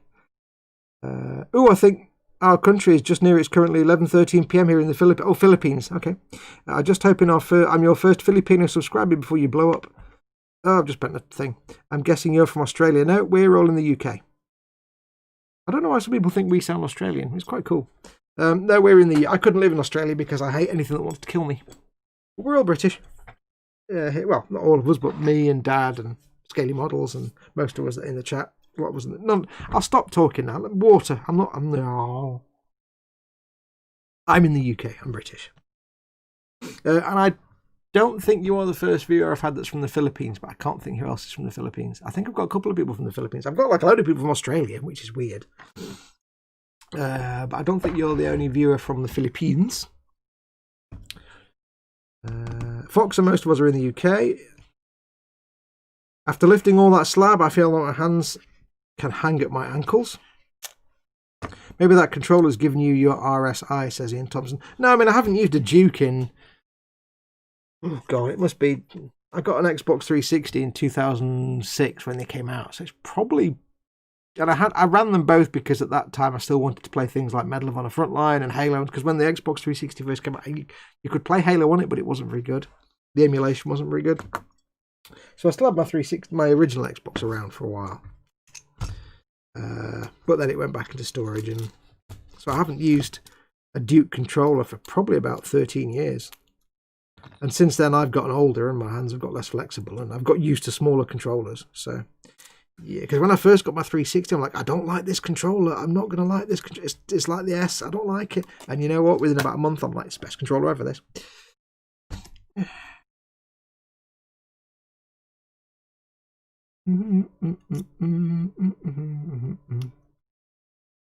Beyond Hope says, they say they're from the UK. Sometimes I'm not even sure if they're from this planet. Well, there you go. How could you possibly tell? I'm not saying it's aliens, but it's aliens. I'm going to drill the barrel out. Now I know it's a plasma weapon, but it still needs oil at the end for the death stuff to come out. Everything needs oil. Shall I zoom in again so you can see? Oh no, I'm zoomed in. I don't know. For some reason, my zoom ability on this camera has gone from massive to almost nothing, and I don't quite know why. Right, so that's going to be about there. Very gently. Put that on there. Hope we get it in the right place, but if not, it's not the end of the world. I'll show you how I fix it. If you've seen me do this before, you know how I fix it, but a little bit of a drill. Not have to go too deep. This isn't a barrel that's got side vents or anything, so you can just do a little tiny recess.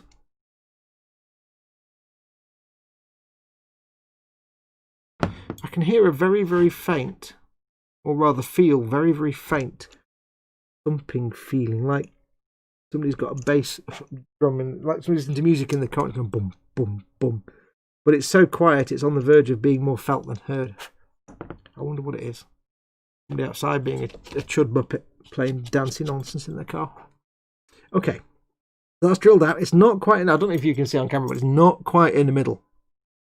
Now we don't need to drill too deep, because once you put a wash in there, like a bit of a shade, like a null oil or something, it'll go dark anyway. But it's not quite in the middle. How do we fix that? Very easy. First thing we do is put our drill away. Doodle-doo, doodle-doo. May and the rest, where are we? Yes, yay, Andy, Liverland it is. What? Liverpudley land isn't just north, it's completely up north. I looked at a map the other day, right, and this is how pathetic I am. I didn't realise that how close we are to Liverpool and to Dad's part of the world. I didn't realise that the Mersey actually goes through almost through my back garden. Not quite. It's just a few roads away. I didn't realise how big the River Mersey actually is. It comes all the way from like Liverpool, and it's down the road from me. It trundles along. It babbles down into brooks and streams, but it's still there. Like, wow. I didn't even know the River Earlham was a tributary or a spin-off from the, or I don't know, part of the, it joins with the Mersey. It's weird. Not in the Whittle. Should have used a Dremel, says Chris. Yes. Everything needs a hole. Quote of the day. How do you think I get to your house so quick, Fox? Yeah. What, you drive your car in the river? Sounds about right. Elsa. Now that's better. I'm back and things seem to be working properly. Right, so we drilled a hole. I know you can't see it because I'm not going to change the focus because that's a living nightmare. It's not quite centered. And somehow I've not snapped off this little token yet, which is amazing. Not quite centered. Very simple to fix. Don't lose sleep over it. I very rarely get a barrel drilled straight off right down the center. Occasionally I do, and then I have a little dance because it's amazing. And I go, woohoo! And I may have a little bit of like a Kit Kat or something, or a sticky bun just to celebrate. I really want a sticky bun. But this isn't, most of the time it's just off center a bit. It's dead simple. Get yourself your sharp knife and just widen it. You follow the outline, and I'll show you in a second. I'll do a little drawing for you, but you follow the outline just a little bit. Oops, you nearly stab yourself. But be careful when you do this. But you don't do the whole hole, if you know what I mean. You don't do the whole hole. You don't scrape out the whole thing. You just want to expand it in one direction, whichever direction it needs to go in. which you can judge loosely by the overall shape. So if it's a bit up to the top, you do your little scrapey around the back, at the bottom, sorry. Around the back at the bottom. If it's a bit too low, you can do the scrapey at the top. Now, what you're going to end up with is something that looks a bit rough as a badger's butt. So 2 fixes there. Once you think it's around about in the middle, I'm just going to hold it up to the light and see. No, not quite.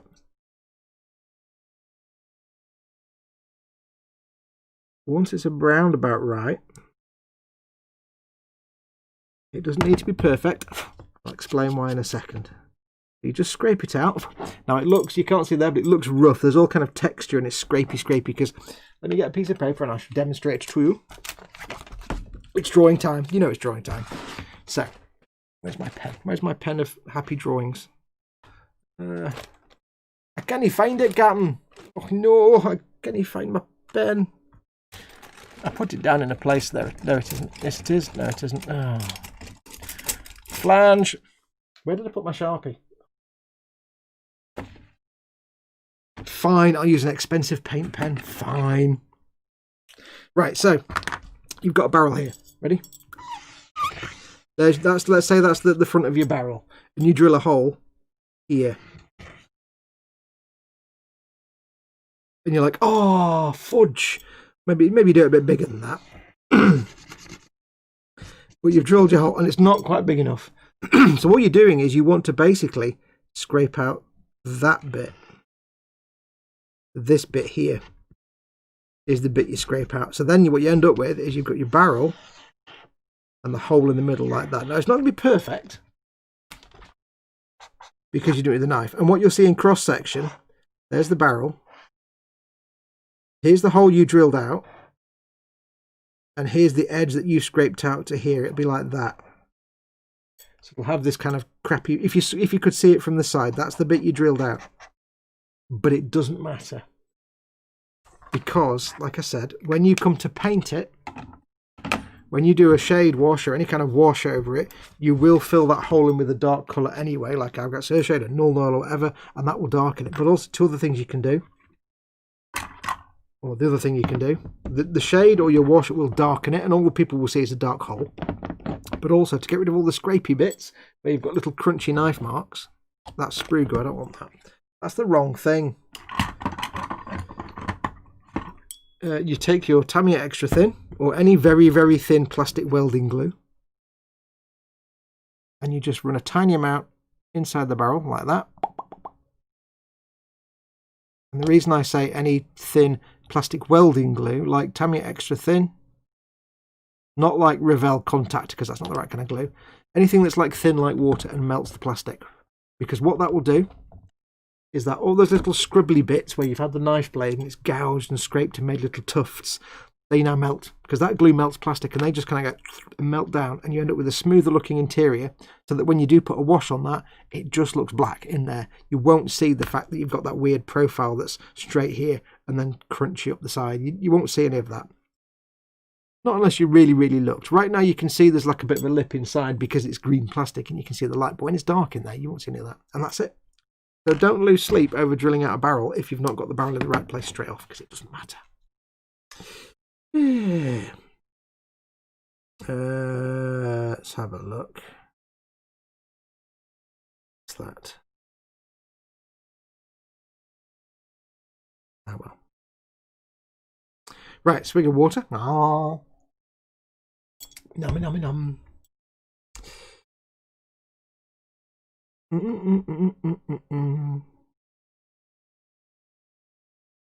Your model Muse is in. Welcome, Muse. Right, so we've got all those bits off. Get your bits off. Let's assemble. Avengers assemble. So, we need to build this chap now. And this should be a fairly straightforward. He has the big fat base rather than the small. I don't need this now. He has the big fat base rather than the small pokey bases because he's not a minion. So, let's get some assemblage done. So, we need to do the front and back first. So, belly time. You've seen me build these before. Don't sit there. Fox had an accident there. I may have dropped an egg. You were. Also, I can't actually see what I'm doing. Let me put this one properly where it actually joins up. There we go. Right, so let's make this chunky boy. I've got my extra thin. Move the bits out of the way, just in case of spillage. Because you never know. The Tamiya extra thin, I'm just going to run it down that gap. Let it do its caterpillar action. You know, it always tickles me when somebody says, I think you mean capillary action. I'm like, it's a joke, dude. It's a deliberate joke. It tickles me that. I find it quite charming. Because it's sometimes forget, like when we're talking to like all our regular viewers and stuff, any of us doing streams, we have our little phrases that we say, like caterpillar action and stuff. And we know that most of you get the joke because you watch our stuff. But we always forget sometimes that there are people who've got no idea. They won't have seen the videos and be like, why do you say caterpillar action? Is this man an idiot? To which the answer, of course, is absolutely I'm an idiot. Yes, of course I am. But it's an ongoing joke. So we'll get that bit on. I'll stick his... Shall I put his head on? Yeah, I'll put his head on. I like his shouty mouth. He's got this big shout. I know you can't see it, but he's got like a big rah, shouty mouth that's just basically made of teeth. All the teeth in the world. And I might have him looking up a little bit, so he's kind of going, rah! I have the power! He thinks he's He-Man. He's pretending to be He-Man. Even though he's a bit like not He-Man because he's dead. Benjalon, he's made of disease and filth, and he thinks he's in his mind he's a lovely chap, and he loves his mum regardless of everything else. That's not going to go in, is it? Oh, more liquids. Let's do what we'll do. We'll get the fat cement for fatness purposes.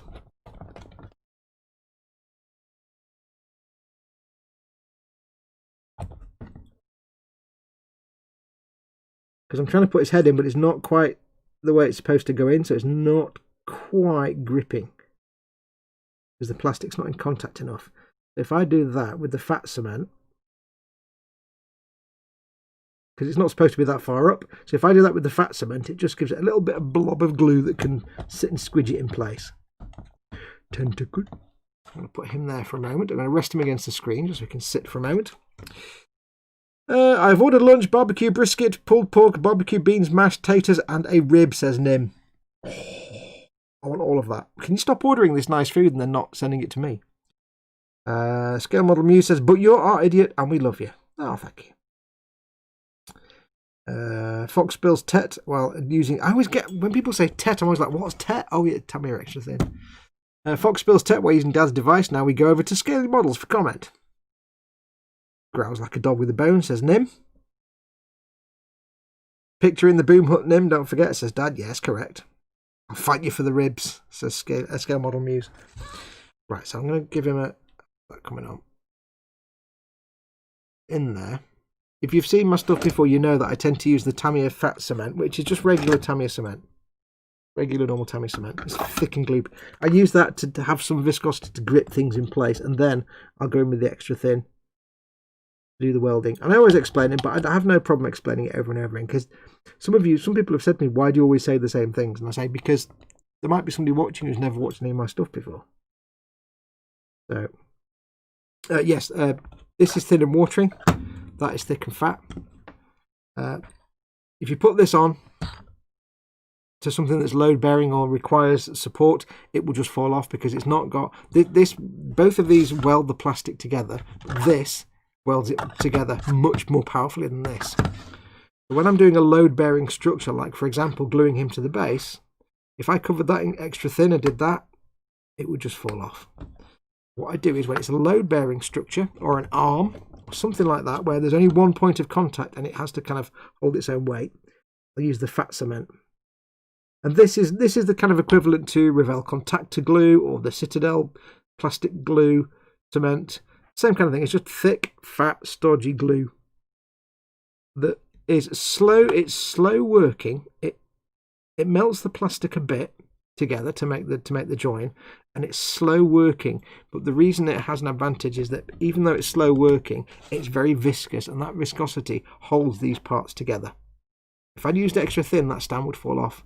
Now that glue hasn't done anything yet. It's not started to melt the plastic. Probably, it's purely the gloop in the middle, the surface tension, that's holding it, like anything you stick on a piece of, like you say you got your dash cam that sticks, or your sat nav that sticks to the window in your car, like that, with the little sticky pad, with the little suction pad. It's that kind of principle.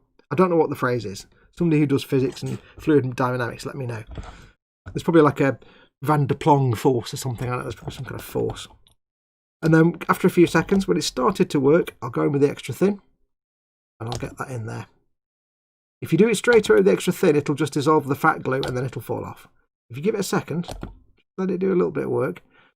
Now you could just leave it with the fat glue, but the extra thin is more aggressive. It melts the plastic better, and therefore it welds it together. The glue takes 2 pieces of plastic. Normal glues work by taking 2 pieces of plastic, and it sits in between them and holds them together. This stuff does that and also melts the plastic a little bit. This stuff melts the plastic. So you've got 2 pieces of plastic, it melts it, it squidges together, then the glue dries off, and the plastic is now welded together as one piece of plastic. So that's why I use both. So for example, the arms, they might stay in place, but they might not. Stickiness, says Gross Models. That's not quite the scientific term I'm looking for, but yes. Maybe it's a bit like a Van der Waals force, but not Van der Waals force. What style of ribs? Nim asks Mordraka. This is true, and she's Paul says sticky sweet. Ooh. Ooh, I want ribs now. God damn it.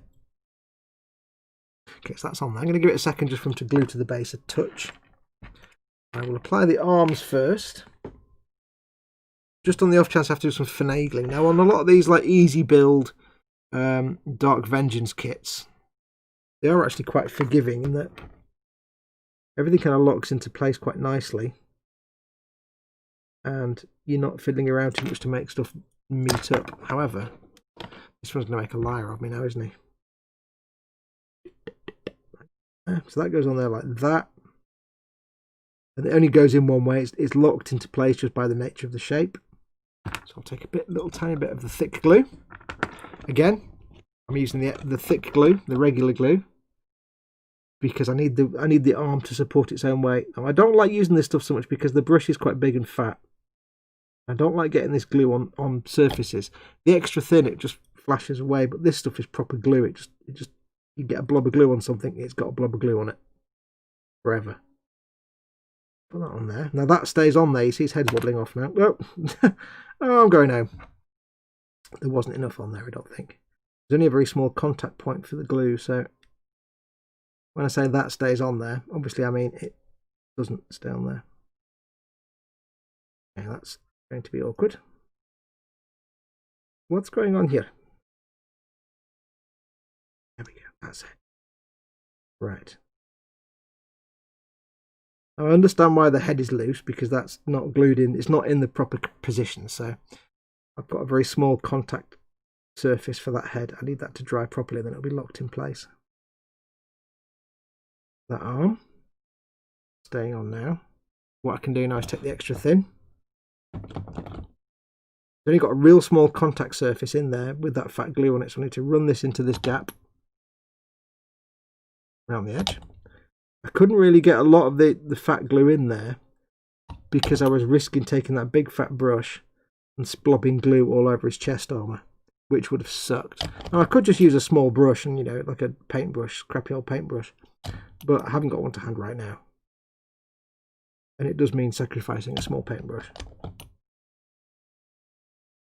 So now I can go in there, I can just run that down the gap that I couldn't get fat glue into in the first place, and that's now attached nicely. I'm going to give it a minute so I can, before I go and put the other arm on. Any new cool looking Warhammer vehicles coming out, says Paul Di Tommaso. There's the new Space Marine motorbikes, which even I like, but they're part of that Indomitus set.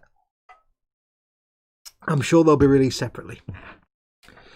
All ribs are sticky sweet, Paul Tommaso. We just need to know what, sorry, Paul Di Tommaso. We just need to know what style of sticky sweet. Are they honey glazed? Are they just I don't know, salt and pepper ribs aren't sticky and sweet. They're nice. They don't actually taste. That's the thing, salt and pepper chips and salt and pepper ribs from the local Chinese, if you're in the UK, they don't actually taste anything like salt and pepper. Our local Chinese does salt and pepper chips that taste like they've been grilled in honey. And they're really nice, they're really sweet. Yes, the new Space Marine attack bike, says Mordraka. Oh yeah, I don't know if they're selling them separately yet, but they will be, hopefully. And even I like those. Even I can't complain about them bikes. Go on there. So now we've got 2 points of contact here, but I'm still gonna be cautious. We've got the shoulder point and the wrist point here. I can get a little tiny touch of glue on there. A little bit there. This is more likely to stay in place though, so I don't need to worry about it too much. And the one advantage of Death Guard having horns and things everywhere is they give you stuff to hold on to. Because that shoulder, it wasn't really clear where it was going to rest on that shoulder. I can't grab him by the head though. I can't touch his head because it'll fall off. Got to be really super careful. It wasn't really clear where the point of contact was between the arm and that shoulder, so hopefully that's about right. Still a bit loose, but we'll get some extra thin on there in a second. In fact, I'll do that now. Can run that down the gap. Again, a small contact surface means you can't get a lot of the fat glue on there. So just attach what you can. And then go in with the extra thin. The fat glue is really just to anchor it in place more than anything else. It's not to do the gluing. It's really just to get it in place like an extra pair of hands. So it'll stay in place while you then go over with the extra thin. Trying very, very carefully not to touch his head because that's wibbly wobbly loose. Wibbly wobbly loose. And apologies if you can hear my belly rumbling, by the way. It's really rumbling right now. It's making all kinds of grumbly noises. My belly can be quite grumpy sometimes. And that is in. And one other handy tip with the extra thin, like we did with the gun barrel, if you've got a bit where you've done some scraping or seam line removal and you've got maybe a bit of a scrape or a scratch, or you've left a little bit of fluff, plastic fluff, just run over it with the extra thin. On that tentacle there, I don't know if you can see it, there was a little tiny scratch. And there was a little bit of plastic fluff, like where you've got the plastic surface and a little bit of fluff just sticking up because I've scratched it with something. It's a knife blade. That's why I don't tend to use knife blades for seam line removal, because they do scratch and scrape. But a little bit of extra thin softens that down, gets rid of the fluff. It makes that little scratch suddenly blend away because it goes and squidges down because it melts the plastic. So any very fine scratches and scrapes or anything like that, just very carefully run a tiny amount. And don't have the brush riddled with glue. Get most of the glue off. And then just over the part, and you'll be sweet. It's a good way of getting rid of little scrapes and scratches. That is not him done yet. I've got to do the backpack yet, so I'm going to give him a second just to let that glue. The new Space Marine 4-wheel turreted ATV. Oh, I forgot about that. I like the Space Marine bikes, but I have some problems with the ATV. I watched Kyrioth's video about how impractical it was, like you could, with the guns and stuff on the right, and yeah, and it's like, yeah, you probably, the gun is basically firing where the vehicle's pointed. I still don't think the new bikes look anywhere near as cool as the Atalan bikes for the Gene Stealers. I think those bikes look mint because they're just like off-road bikes. I like dirt bikes. They look mint. I don't think... I know the Space Marine bikes are supposed to be armoured, but in this days of sleek, stylish Primaris armour, big, square, blocky Space Marine stuff, it's not really floating my boat now. I mean, I know we had like the Space Wolf Storm Wolf, which was like a big brick, and which I didn't realise till I built it is a dog's head. It's a wolf head. If you look at it, it's the shape of a wolf head. I'm like, oh yeah! And you've got like things like the Rhino and stuff, and they're blocky, but they're like little square tank things. But yeah, the motorbikes, I know they're not going to be like cool and swanky and curvy and stuff, but yeah, they're better than the originals, which are absolute garbage, heresy. But I mean, the originals wouldn't be so bad if it wasn't that the kits weren't quite so horrible. The original kits would be kind of tolerable if they weren't just so horrible to make and paint. It's because they're old kits, basically. They're old moulds. Alex Geis is in. Welcome, Alex. Speaking of Halo and Warhammer, I paint my tower in a Halo theme. I've been trying new painting methods, so some bit looks good, some bits look crap. I emailed a picture of what I have on my ATM. Cool. Awesome. I did do a video painting series of Master Chief, sir. I had the 3.5-foot Jack's Pacific Master Chief figure that I completely repainted. Didn't strip it, but I primed it and repainted it. A splodge of glue there, but that's fine. That is a Patreon exclusive series though, so only patrons can see it. But if anybody is there as a Patreon supporter, a patron on Patreon, and you're not aware, there are some Patreon exclusive builds in there. Now the filtering system on Patreon is not great. I can't have playlists and stuff, so you'd have to literally go to Patreon page and look for the hashtag YouTube is probably your best bet, or Patreon exclusive. There's probably a hashtag somewhere on the page. Will be a little thing where you can see all the different tags. And Patreon exclusive is probably the best bet. There's the big 3-foot Master Chief. There's the little tiny SD Kshatriya. There is, of course, the Sinanju. Sinanju? No, wait. The thing I bid for George, the big Sazabi. Some of that, the actual build videos for that were Patreon exclusive, and there's some other bits and bobs. But yeah, that was fun. Halo's good fun, man. Halo's just like, the good thing with Halo is it's just military weathering. It's just military vehicles. So anything that you would do on a model tank or any kind of modern military is absolutely fine for Halo. Wow, this requires a large amount of patience. Yes, that's what I've done. But keep in mind though, you may not know because you don't watch my modelling stuff, but I build really slowly. Apart from the fact I'm talking non-stop for 3 hours, I build really slowly. Many people would have built 5 dudes by now. I don't work that fast. I take great care to get rid of all the mould lines and seam lines and stuff. And our friend Kevin, Simon Reynolds, who's not in chat at the minute, but may now appear because we've summoned him by saying his name, he would spend 3 weeks building that because he would obsessively get rid of every little seam line and mould line ever. He would, he'd remove everything. Right, so that's him done. Where did my Sharpie go? I really don't need it now. There's somewhere. What ist? Yeah. I don't know. I'll find it in a bit. I need to clear my throat again. 1 second.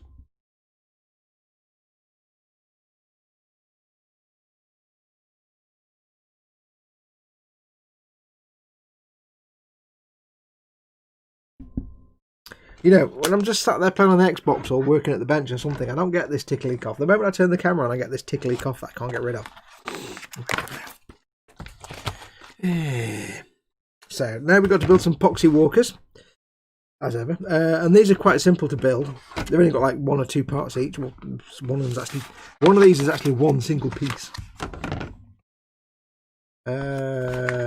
Yeah, painting military is what I do for some of it, but painting a ghost keel as an elite major took a little bit of research. Oh yeah. Here's a handy hint.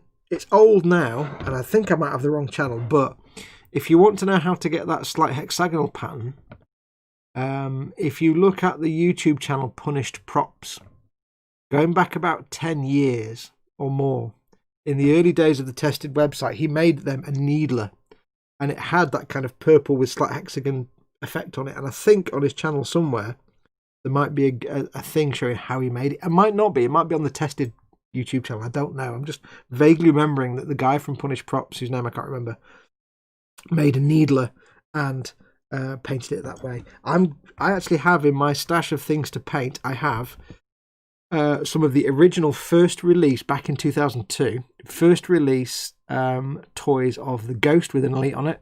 I have Master Chief, Halo Combat Evolved Master Chief. I have a Halo 2 Master Chief. I have an Elite, it's like that tall, it's probably a 12-inch figure. An Elite, I've got a Brute, and I never got a Jackal. What else? And I've got a Warthog. The original, not Hot Toys, the other guy, the one that does. I said this in another stream, and I still can't remember who it was. The guy that I don't know. The guy that did. I can't remember now. Some company. Anyway, the one that made the toys back in the day, back in the early 2000s. I've got some of them that I need to repaint. Brute's like this tall. You can't even see. It's like Brute's about a foot tall. That's Halo 3, obviously. Everything Fox does requires a lot of patience. He has an Elite and a Brute, also known as me and Chris, says Paul at Team Inept. What?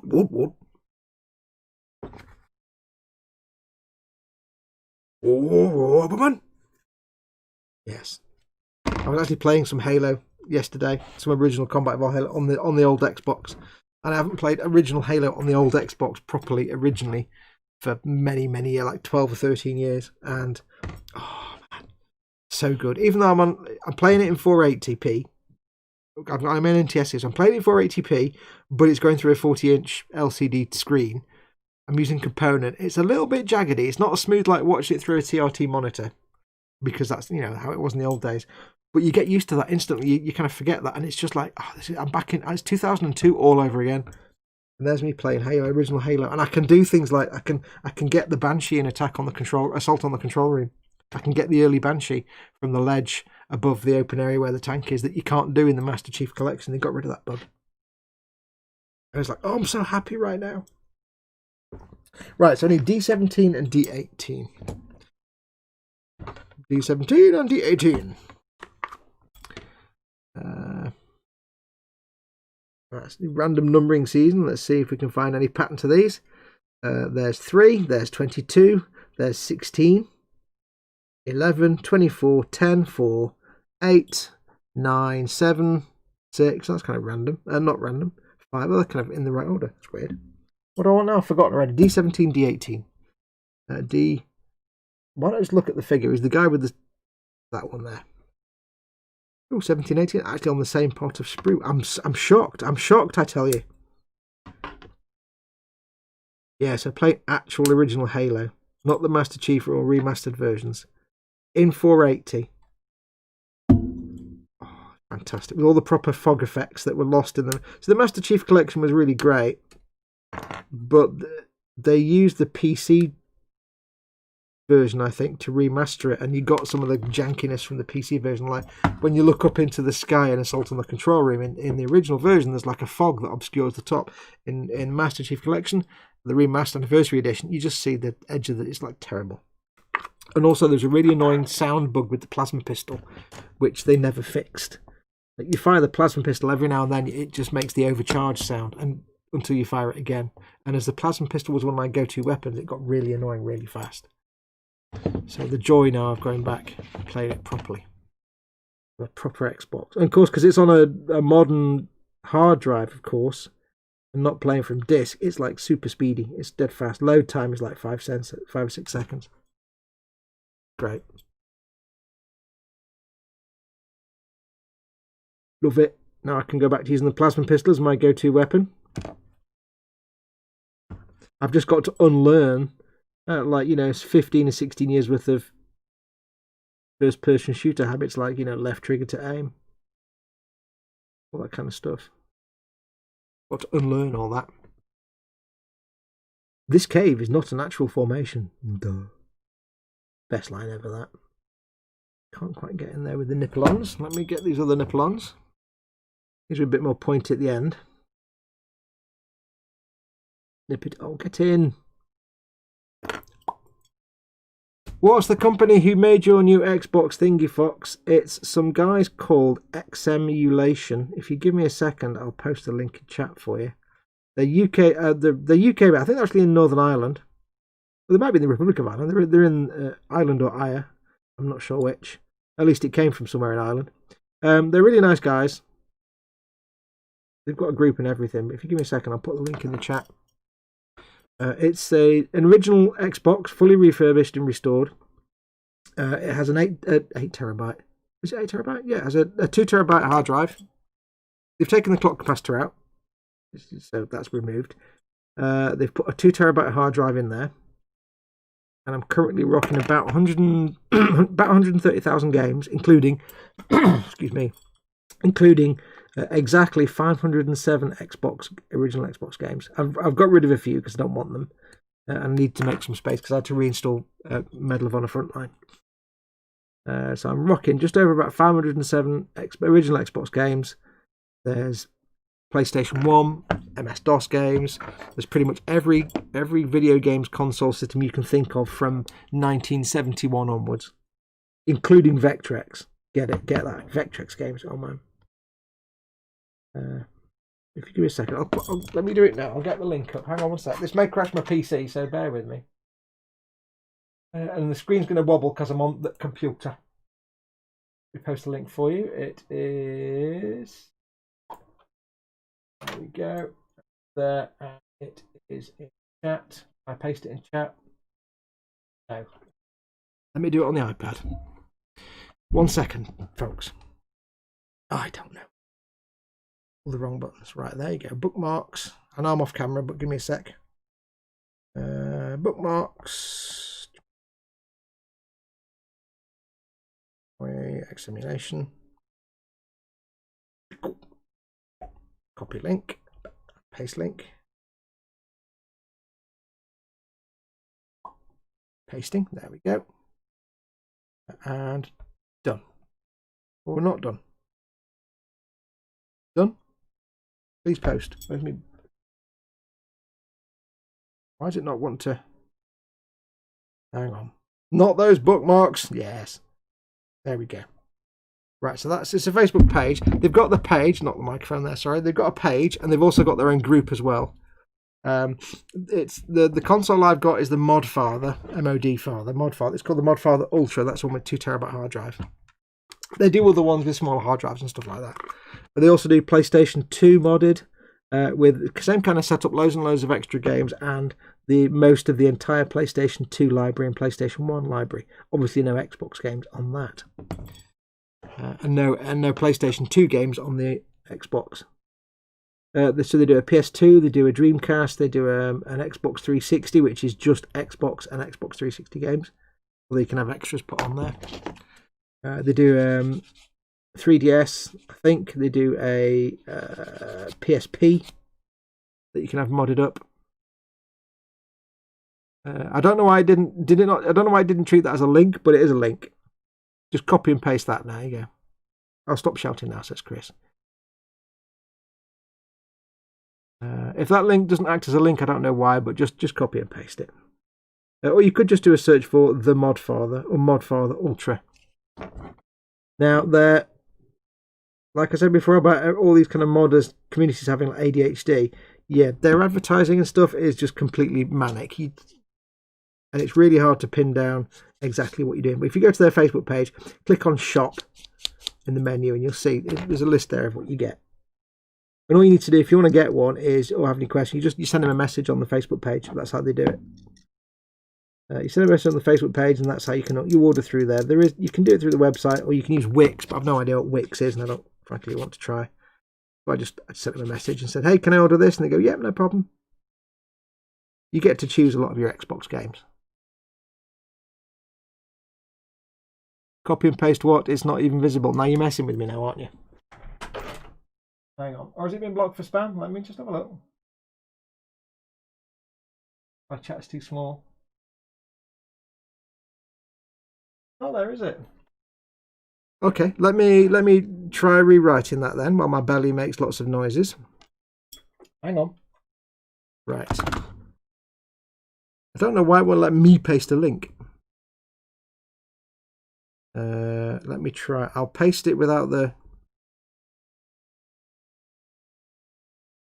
Right. That should come through. Let me know if that's come through. You'll have to obviously go to Facebook or just copy that into Google. You'll find it. That's it anyway. It shows up on my chat here on the iPad. But it doesn't show up in the actual other chat, so I didn't know that hadn't come through. That's weird. Very strange. Are you seeing that one now? Please let me know. Hey Reggie Modeler. Lord Barkley III is in as well. Welcome to the two of you. Can you see that in chat now? I'll take an answer from anybody apart from Paul and Chris, because they'll try and wind me up and say they can't see it, even if you can see it. So can somebody else let me know if you can see it, please? Yeah, all you do is you go to the Facebook page and you send them a message. You know, use the message button on Facebook just to say, "Hey, please can I order one?" And they'll say, "Yes, it's this much." And then you give them the money, and they make it and they send it to you. It takes about 2.5 weeks, 2 weeks or so. They're really nice guys. If you've got any questions, they'll just answer them happily. And you can specify to a certain degree what kind of games you want from the Xbox library. If there's any you don't particularly want, or if there's any you specifically want, it's worth saying to them, "I really want this specific game," just in case it's not one that's in the default set. They can add it for you. But yeah, I'm having a great time with it. What am I looking for now? My scrapey tool. I'm having a great time with it. It's fantastic. I do have the advantage that I've got the original Xbox HD AV pack there, the original cable that allows HD output using component. If you've got one of those, that's the best option for output. Otherwise, you'll have to buy an Xbox to HDMI adapter or something, and they're always a bit hit and miss. Or if your telly's got composite, you can use that in a pinch. Can't get anything in there. Chris says, humph. That's because I said anybody apart from Chris and Paul. Yeah. That's why when you first said I can't see the link, I'm like, is this Chris and Paul being honest, or are they winding me up and they can see the link? You've been hoisted by your own petard, guys. You know it. You wind me up so much that it's got to the point where I never know if you're winding me up or telling the truth. And there's nobody's fault but your own. Boy Who Cried Wolf. It's an interesting story. You should read it. Yeah. Like, Fox, come and look at this. No, because it's a legend. You'll push me off. But it's not. Well, you've made me think everything's a legend now. See. You leave my petard alone. I'm not the one that's been hoisted by it. You've been hoisted by it yourself.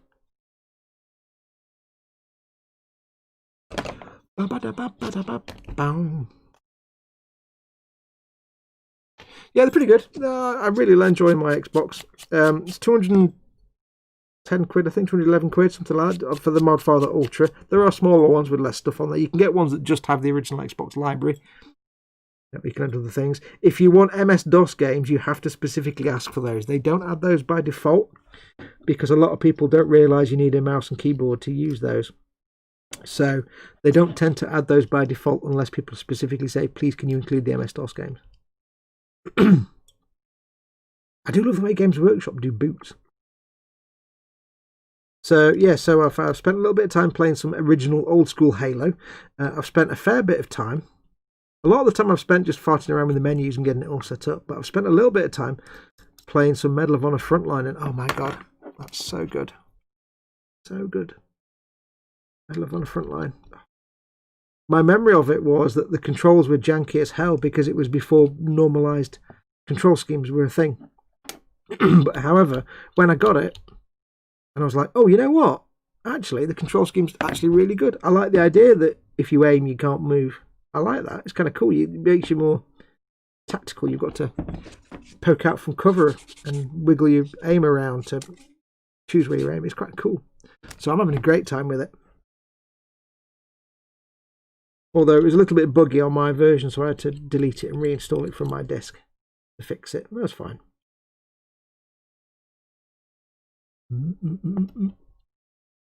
But yeah, so there's like, I've got 500 odd Xbox games in there. I had a quick run through the list and it's like licensed property, licensed game, sequel to licensed game, more licensed games. Yeah, there's a lot of chaff in that list of 500 Xbox games. There's a lot of chaff on there like, oh look, it's Shrek game, delete. Oh look, it's Shrek 2, The Shrekening, delete. Oh look, it's some crappy children's game. So yeah, there's a lot of guff in that list. Don't get me wrong, but that's why you've got 120,000 other games to play with. Any console system will have rubbish games on it, sequels and licensed nonsense. It does. On there was quite. What was it? 2 games I saw that gave me really painful flashbacks. One was Viet Cong Purple Haze, which was a terrible game. That was like, oh god, I remember that.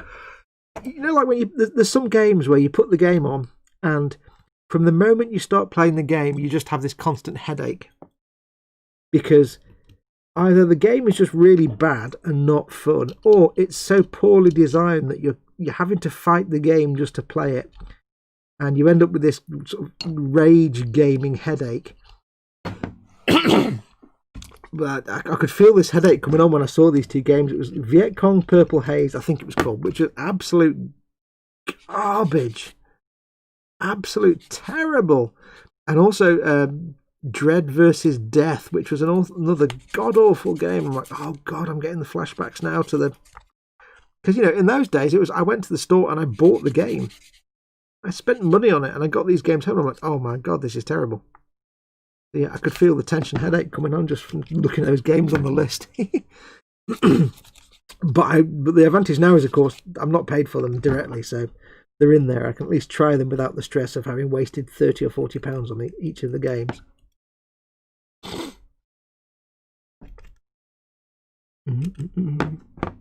119,975 rubbish games, says Chris. Entirely possible that lots of them are, but at the end of the day, it's a bit of gaming history. But also, you know, you technically got them for free, because 200 quid for that console, you're basically paying for the console. Because the software and the emulators, they're all kind of get free anyway. So yeah, you're paying for the refurbishment and repair and cleanup of the console and the console itself. So you get basically getting all those games for free. So a lot of them might be rubbish, but you know what? It's 130,000 rubbish games that I haven't paid for, that are free. And that some of them will be rubbish, some of them will be great. I played a little bit of the original 1983 arcade Star Wars. It doesn't really work very well with a regular controller. It's kind of, the fire is the A button. That's really hard on your thumb for about 5 minutes. But that was like instant flashback. Because it's the proper MAME of the arcade game. There's 10,000 MAME arcade games, actual arcade versions of games in there. All kinds of good stuff. And of course, if you want to, you can use it as many people have as a media center and stuff like that. You can do all that kind of stuff. It's fully, you can install pretty much whatever you want. You've got access to the file system, so you can install your own mods and things like that. Your own, like, you know, emulators and things. You can't really, you know, you think 200 quid for that. And it's like, yeah, but a fully refurb, you're paying for the guy to spend 2 weeks taking an Xbox, cleaning it out, fully refurbishing it. You're paying for a hard drive, a 2 terabyte hard drive. Probably some custom proprietary stuff they do in the software as well. And then they spend all the time, you know, installing all the games and emulators and stuff. For that, 200 quid for that, it's nothing. That's a deal. That's a steal, that is.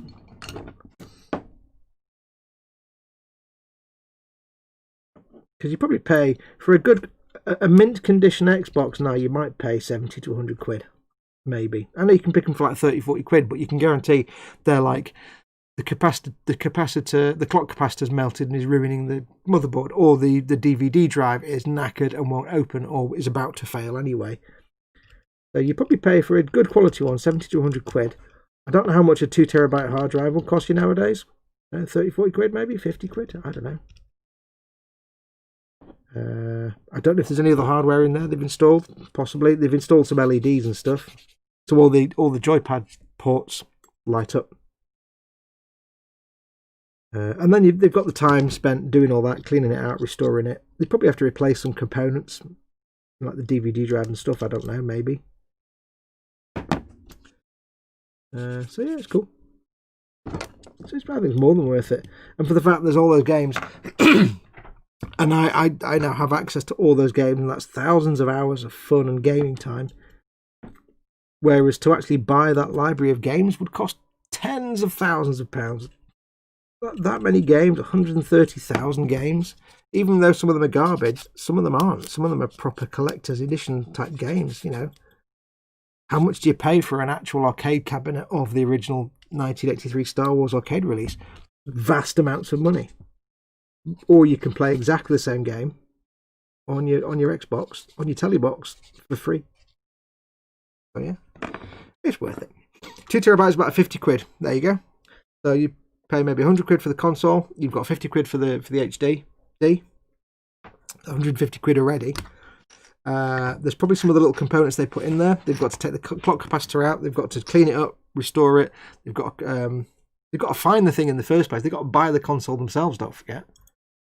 Or find it from somewhere. And do all the software. So yeah, there might be software licensing in that. I don't know. So yeah, 210 quid. Except you said it wasn't really playable without the cabinet. It's challenging to play it without the yoke. I'll be honest. It is challenging to play that Star Wars game. Only because you've got this one stick and a fire. But if you're used to twin stick shooters, it's probably a breeze. But because I'm not used to twin stick shooters, like, you know, your not Lumines. What's the other one? What's the one on the, you know, twin stick? You know, if you're not used to twin stick shooters or like one stick shooters, that those kind of games, bullet storm type games, bullet whatever they're called. If you're used to them, it's probably fine. I'm just used to you know, I'm used to modern controls now, unfortunately. Right, let's get this let's get to this guy glued down. Thing is, you ain't even going to scratch the surface of that amount of games. No, but assuming the console works for many, many years, I've got many, many years to try.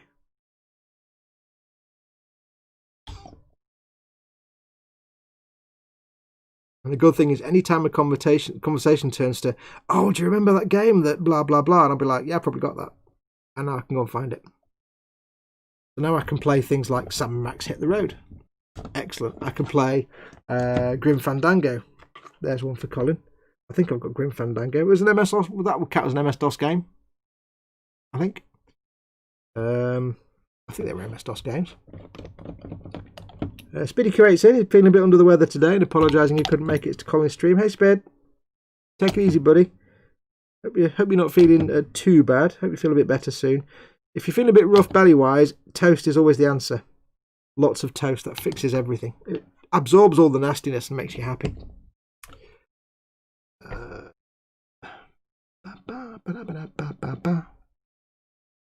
yeah, if you fancy one, I say they've got a PS2 as well. It's called the XS2, and that's basically the same kind of, not quite as big. I don't think it's a 2 terabyte drive. It might be like a 1 terabyte drive, or slightly smaller. I don't know. It might be 2 terabyte. Similar kind of thing, but lots of the old games, but also a huge collection of all the PS2 games and PS1 games, but no Xbox games. And I didn't know this. Apparently,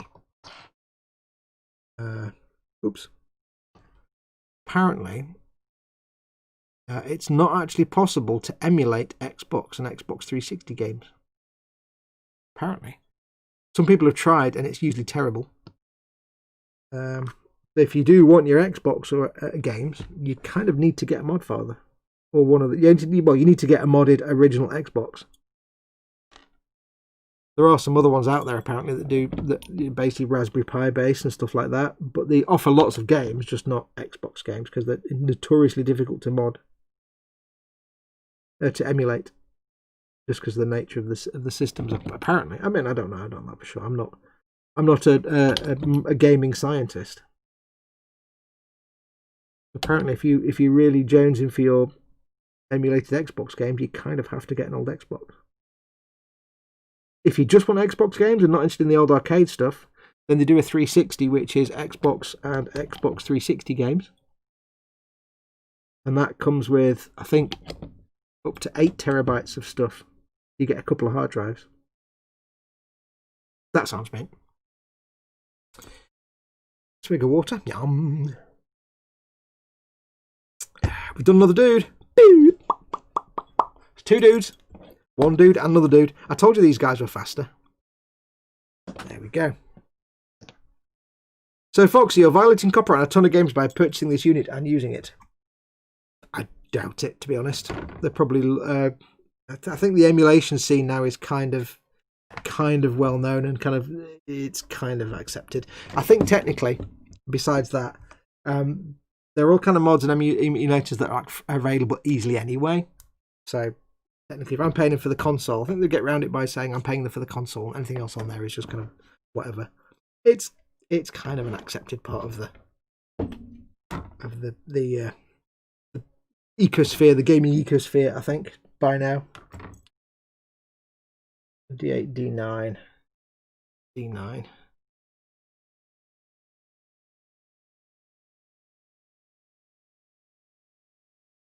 Where is D8?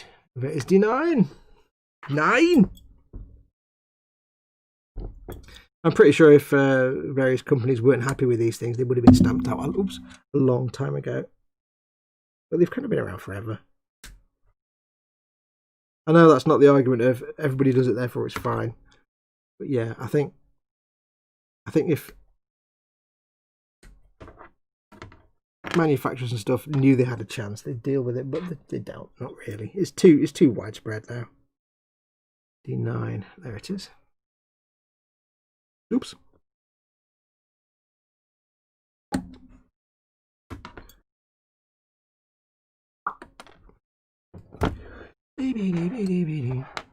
Modern games are nonsense. In my day, we had asteroids, and you could cream from the doctor for them.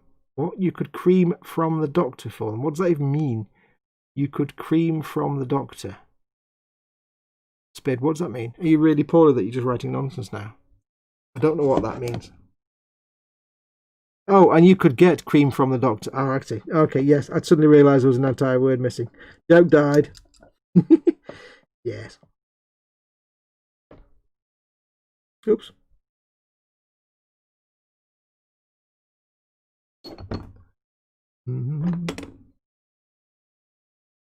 I think you find as well, I think with a lot of the old games, like, you know, the old 1980s video games and stuff, I think it's kind of accepted really amongst the industry that to a certain degree it's also an archival thing. It's like it's a way that costs the company nothing to keep their original games alive and existing, because the one problem that the gaming industry has is that there's no real feasible way to historically save video games like in a museum, because if you've got a video game you need to have the system to play it on, and of course as time goes by those systems become less and less likely to exist.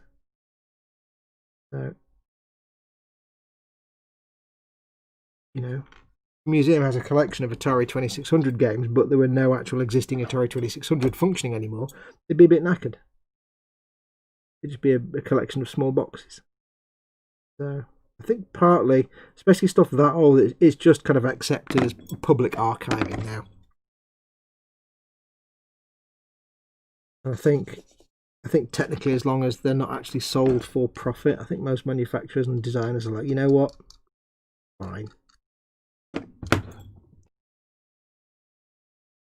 Bloody keyboard and finger nonsense, bah, says Spid. As for modern games, I don't know what the territory is with that. Like, you know, there's nothing on it that's like post original Xbox. So obviously they're not games that are going to sell anymore, that are going to make the company any money anymore. You know, AN other game designer who made a game for the original Xbox is no longer going to make money off selling that game anymore, because they only survive in the second-hand market. And at that point, your argument is, well, is it any different to me going into a store and buying a second-hand copy of a game? If I get an emulation and it's got Halo on it, the original Halo, is that any different to me going into a game store and buying a used copy of Halo? They're selling it. Or, you know, somebody putting their used copy of Halo on eBay. They're selling that. So it's tricky. But I think with the price of these consoles from the guys I got them from, you can fairly say that they're not actually selling that part, because the money you're paying is covering the cost of the console, the work and the repairs and the equipment and hardware. You're not really paying for the games, to be honest. You're paying for the console and the work they've done to get it working. And that's kind of the way it works. There's a union in Australia that every computer game ever made that they use as part of the game development course is more Draka. Cool. That's the big challenge that a lot of these various national archives face, is that for lots of media like film and things like that, you can have the film and you can play the original films. You can convert them to digital to store them. Like the British Film Institute has a massive program of taking old vintage films and converting them to digital. That's how I found out that a film that my dad worked on back in the 50s called The Engine Men, which was a very rare film, which the only existing copy was at the British Film Institute, and they digitised it, and I've got it on my computer. It was like a little 1960s, actually. It was like a little film just about documenting the decline of the people that worked on the railways in the early 60s, talking to the people that worked in the yards and stuff. Because at that point, obviously, electric was coming in, and the people that dealt with steam locomotives and so on, that the whole culture around the train yards and the coal yards and stuff and all the workers was dying off. So yeah, that was digitized. So there is a big issue with game archiving. Is like, what do you do with these games if you've not got a system to play them on? How do you archive them without them just being a box with some components in it that nobody can ever see again? Do you simply get someone to record the game being played while there's still an existing system? Like, I remember when I was a teenager, we went to some like shoddy bloke selling stuff at the back of a van type thing in a hotel, and he had an Amstrad game system of some sort. I have no idea what it was. It was some crappy thing anyway, and it had like literally 3 or 4 games with it, and it was a piece of crap. And within 6 minutes, it had broken. We played it for all of like 5 minutes. But technically, there's an archival case there. It's a console that was made, people bought it, it had a very tiny library of games, but if you wanted to archive those games, there probably aren't any of those consoles left anymore. So how would you archive the game? You can't just dump the ROM, because what would you play it on? You'd then need access to the original operating system software, and that probably doesn't exist anymore. So it's a real concern for archivists. How do you archive this stuff that's so intangible? Because like them or hate them, it's a massive part of our current culture, Western culture, and Eastern culture as well, but it's a massive part of modern culture is video games, whether you like them or not. Hey, Asteroids and Space Invaders wasted lots of time and money on both. Oh yes, says Mark 3B. Welcome, Mark. Absolutely. Asteroid, when I was a kid, we had an Atari 400 and we had Asteroids, which I loved, and we had Caverns of Mars. It was terrible, but I loved it. But I loved Asteroids.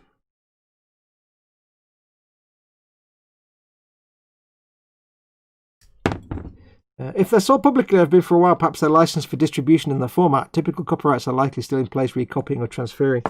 They're not, technically, nobody actually sells these, like, that's what I'm saying, nobody really sells these emulations in the games. You tend to get like an emulator and it comes with a library of software.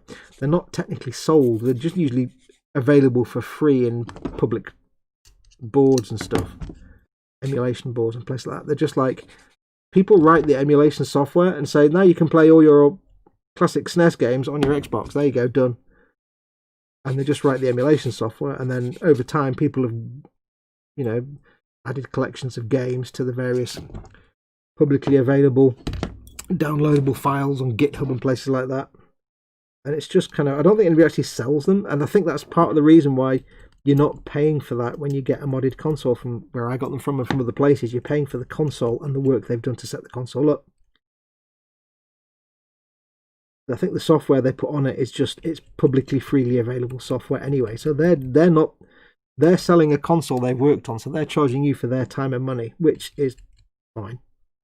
They're not charging you for the software, because the software is just publicly available software. So they're just downloading it and sticking it on there. They're not doing it themselves. Oops. And I say, if these were like existing games, if you were like, say, doing that with current, say, Xbox One or PlayStation 4 games, that's a whole different issue, because those are games that are still making the company's money, that are still sold officially and legally and making the company's money. But there is no video game company out there now that is making money whenever somebody goes in and buys a used copy of an original Xbox game or a PlayStation 1 game. The only person that makes money off that is the place selling it. And gaming is a grey area anyway, because if that was the case, then nobody would ever sell games on eBay. You know, we all sell our second-hand games. We all go through our libraries and chuck out all our old used games and sell them on eBay, or take them to the game store and sell them. The game store then sell them on. So if that was the case, this is why gaming's a real tricky area, because to crack down and say you can't sell these old games anymore means that no one can even stick a game on eBay, or all the game stores that depend on second-hand games to get people in the door to buy the new stuff would really struggle, because most game stores that still exist, if there are any, they make their money on the second-hand game. They don't make money on new titles. You go into any like GameStop or Game or anything like Granger Games or anything in the UK, US, and ask them where they make their money, it's on the used stuff, because they can buy that for £1 and sell it for £5. But on an actual proper brand new game, they'll buy it. They'll make like 10p on it or something. So it's a really tricky subject, gaming. But that's why when you buy any kind of emulator type system like that, you're never going to pay for the games, because they can't legally do that. But by just selling you the system, then they can say, well, we just downloaded them from the internet like everybody else does, and like the person who bought the system will do. We're not charging him for that. So yeah, it's a tricky one. That is games software copyright is, you know, if you do it to, there's obviously things like if I take a video game and I repackage it and sell it as a video game, you know, if I get that's kind of obvious. But if I'm just selling a second-hand copy, yeah, it's different. It's a weird one. It's a fiddly one. Candygram says it's getting to where it's impossible to actually buy anything anymore. What you're buying is a license to use the item. This started with software and is now moving to hardware as well. Yeah, it's weird. I mean, I think it's... Hello, Mama Fox. Hello. I think it is actually more common with hardware than you think. It's just you've never noticed it before because no one ever enforces it. But it is quite prevalent now.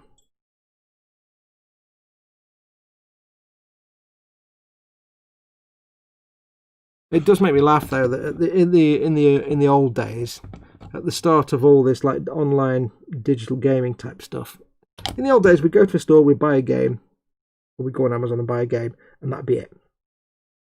We'd have the game forever and it's ours. And then the whole thing of downloading the game as a digital thing rather than a physical media came in. And there was a lot of wailing and gnashing of teeth. People said this is going to be the demise of gaming because you buy this game online and then the company goes bust and the game's no longer there, and what happens? And oh no. And I don't think that kind of apocalyptic view has come to pass. It has a little bit, but not much. But it's, again, this is where the archiving comes in. Okay? So I think there'll always be a case for physical media. Not, or maybe not eventually, but then it gets to the point, it'll get to the point eventually where you're not even downloading the game, you're just streaming it.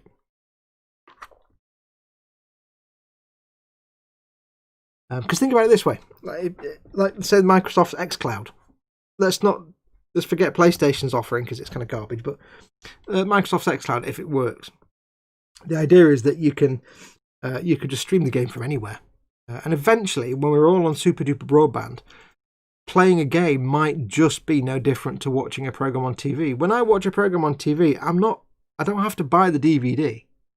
I don't have to download the program to then watch it. I'm just streaming the program from my local cable provider or from over the air through the aerial in the old days. Whenever you watch TV, you're streaming it. So in 10 or 20 years' time, for all we know, gaming could be you turn your thing on, your device, and you're just playing the game streamed because we've all got 1 billion gigabit broadband with unlimited caps. And we've all got a super duper happiness. And that might be the future of it, that nobody has to buy a game. 20 years from now, people are like, what, you used to buy a game? You used to buy a game to watch it? You had to physically have it? Or you had to download it? That's weird. Why not just stream it? I think that's the way it's going to go eventually. Which, yeah, it's not ideal. Because, like I said, if that company goes bust, that developer goes bust, what happens to the game? But I think you underestimate the fact that there'll always be somebody willing to make money on something.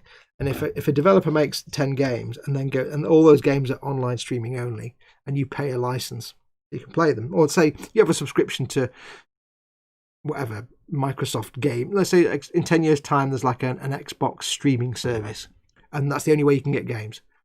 And a developer puts a game up there, and you're playing that game. You're paying like X a month to say the Microsoft streaming service. You can access all the games. Then that developer that makes that game goes bust and just dies. What happens to the game? Well, I think somebody would come along and say, you know what, I'll buy the rights to that game so then I can make the money from people streaming it off Microsoft service or PlayStations or whoever it is. Somebody will always come along and buy the IP so people can keep playing the game, but they can make the money on it. It's in that future eventuality, I don't think it'll be the case where a company that owns an IP that made the game falls over and suddenly the game disappears off the universe. No, I think somebody will buy it and renegotiate the rights, and they'll keep allowing it to be played because somebody can make money off it. I need 19 and 20. 19 and 20. Because imagine like you sat there, and let's say you're playing the latest Bethesda game. You're playing, Fallout 12 or something on your spanky Microsoft or Sony streaming service that you pay £20 a month for. and you can stream whatever games you want. You don't have any physical copies, you don't have any downloaded copies. Your console is basically a stick that sticks in the side of your TV, and it's just a receiver that decodes the stream. And you're streaming your game in 4K because it's 20 years from now and everything's super fast. And what's the other piece I need? 20. And you're quite happily playing your Fallout 12, and Bethesda goes, because they messed something up, Bethesda goes out of business. Everybody gets fired, the company shutters, everyone's gone, done. Bethesda no longer exists. Are you telling me that no one on the face of the earth in any kind of part of the games industry would sit there and say, you know what, if I buy the rights to Fallout, then all the people that are playing that game can keep playing the game, and I own it. So every time they play that game on the Microsoft service, I get a small cut of Microsoft's subscription fee. I think I'll buy that franchise for $1 million and make money on it for the next 20 years. Thank you very much. Of course they will. If it's a popular franchise. For little tiny 40 games, then, possibly, yeah, maybe not. A game that's got maybe 1,000 concurrent users on any day, not gonna bother about that. But for big titles, yeah, somebody will buy the rights. Oops, that pinged off somewhere. Where are we? Don't forget the like button, folks, says Dad. Thank you, Dad. Yes, if you are watching this, do hit the like button, or if you don't like it, you're more than welcome to hit the not like button. I don't know what you call the not like button, the thumbs down button. Do be honest. But yeah, it helps this video in the listings when somebody does a search on the YouTubes, and it helps the video get more views, and therefore, obviously, it helps my channel massively. So do like the video. There have been very expensive internet-connected hardware devices recently sold that are now useless because the associated cloud service has been disconnected or discontinued. Well, again, it depends. When it comes to hardware, that's a different matter. That's a different thing altogether. If you mean things like Jibo, the personal assistant, which was kind of terrible anyway, then, like 12 people had that, and when it fell over, nobody's going to bother with that because there's no point in not making any money. The hardware is a tricky one.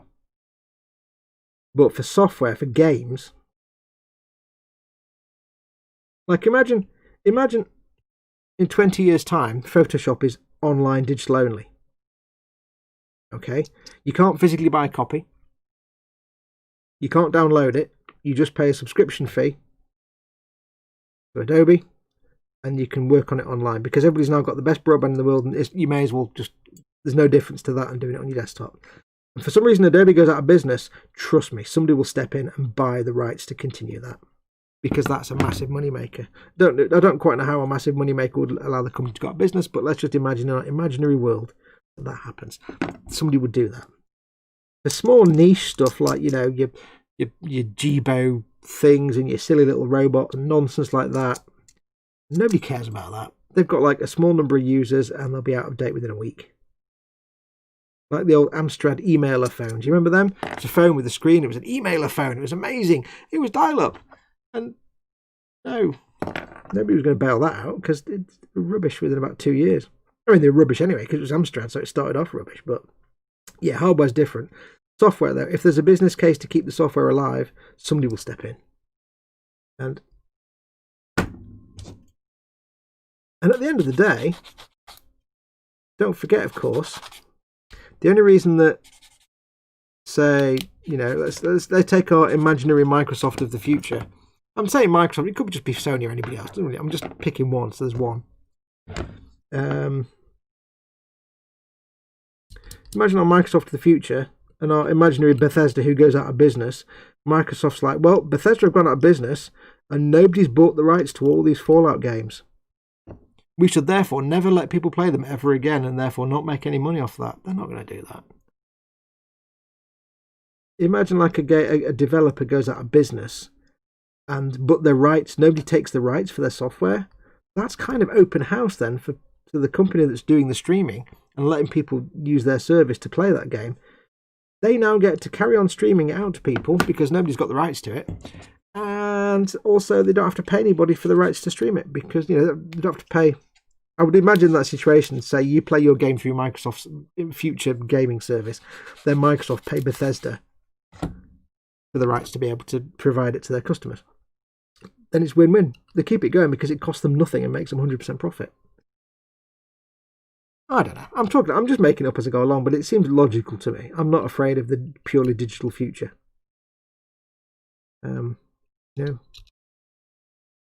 People were afraid of the car, the automobile when it first came out. You know what? Yeah. People were afraid of the telephone when it first appeared. Yeah.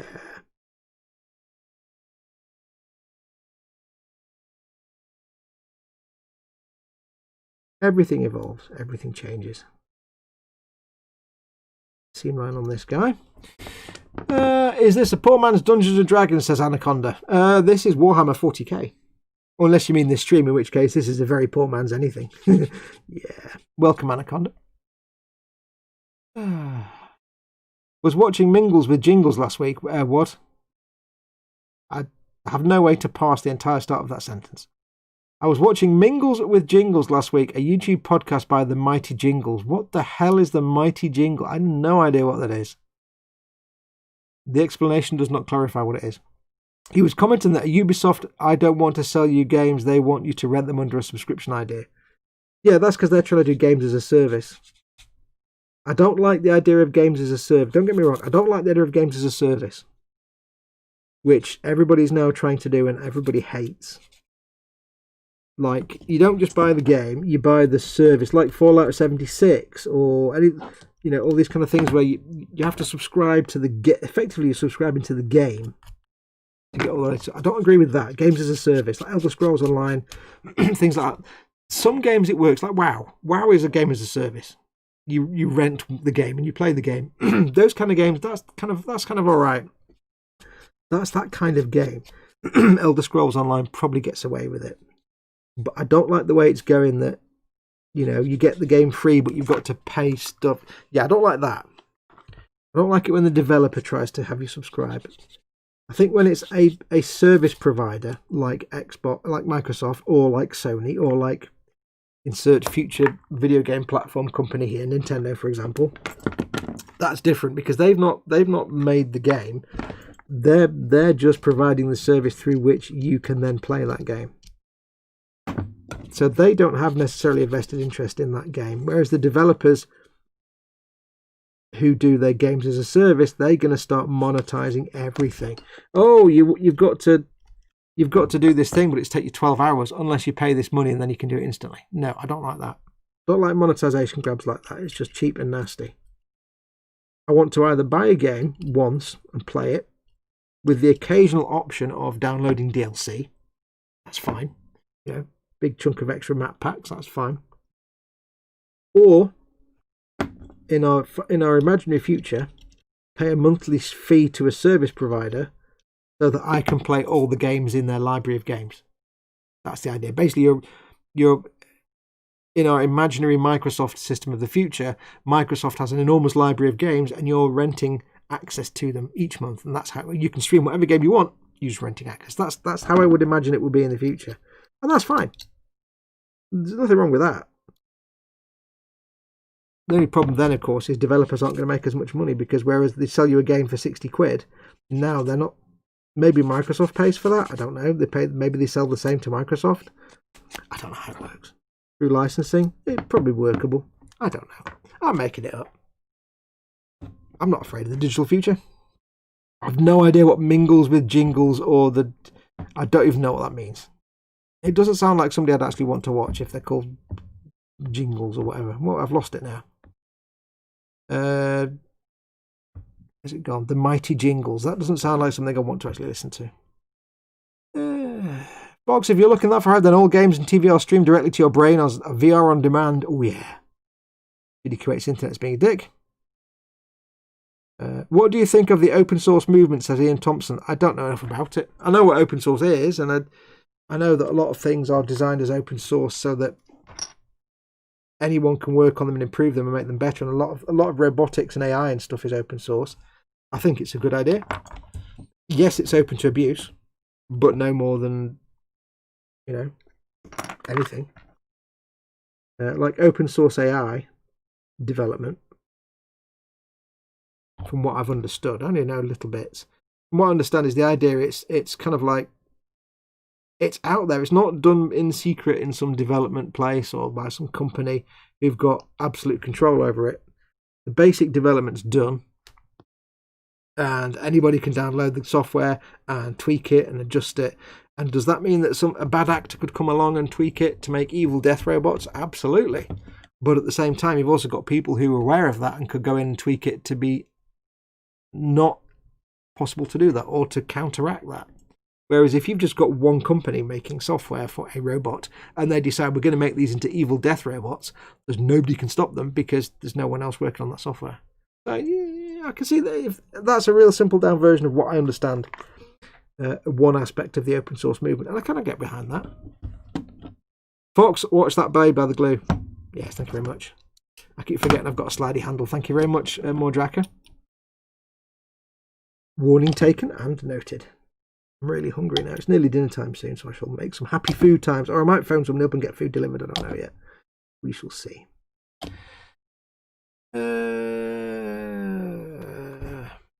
Fox, the mighty Jingles in capitals. He's ex-Navy turned video game reviewer podcaster. Is a community contributor for World of Tanks and World of Warships. Also does walkthroughs. Very fun and informative. I have no interest in World of Tanks or World of Warships. So I have no idea who the mighty Jingles is, unfortunately. Not my kind of game. I'm sure he's very funny and informative. Just, why would I don't... Yeah. I have no idea. I'm not a younger gamer anymore. I'm an old gamer. We don't know all that thing. The Mighty Jingles is the name of a character he has in World of Warcraft, just like you using the name of your Khajiit character as your nom de plume. Okay, that makes sense. Is the open source movement anything like the brown source movement? I fully supported Bacon Sarnies. I think Speedy Curate is struggling to keep up with the conversation there when he says things like that. He's like, let me bring it back to my reality. I kind of want an open source evil death robot now, says Candy Grant from Mongo. Who doesn't? Who wouldn't want an open source evil death robot? Yeah, I think the idea of the open source is that, you know, like for example, company A develops some sort of software like AI, for example, and it's all right, it's fine, but it's rooted in that company's culture. And they'll make money on it. You know, they'll keep the software proprietary and so on and so on. Or the software can be open source, and now instead of having a small team of people working on it or one company, you've got tens of thousands or even millions of people working on the software. How good is that going to get? Because they're all going to do stuff that the original designers had never thought of. Never ever thought of.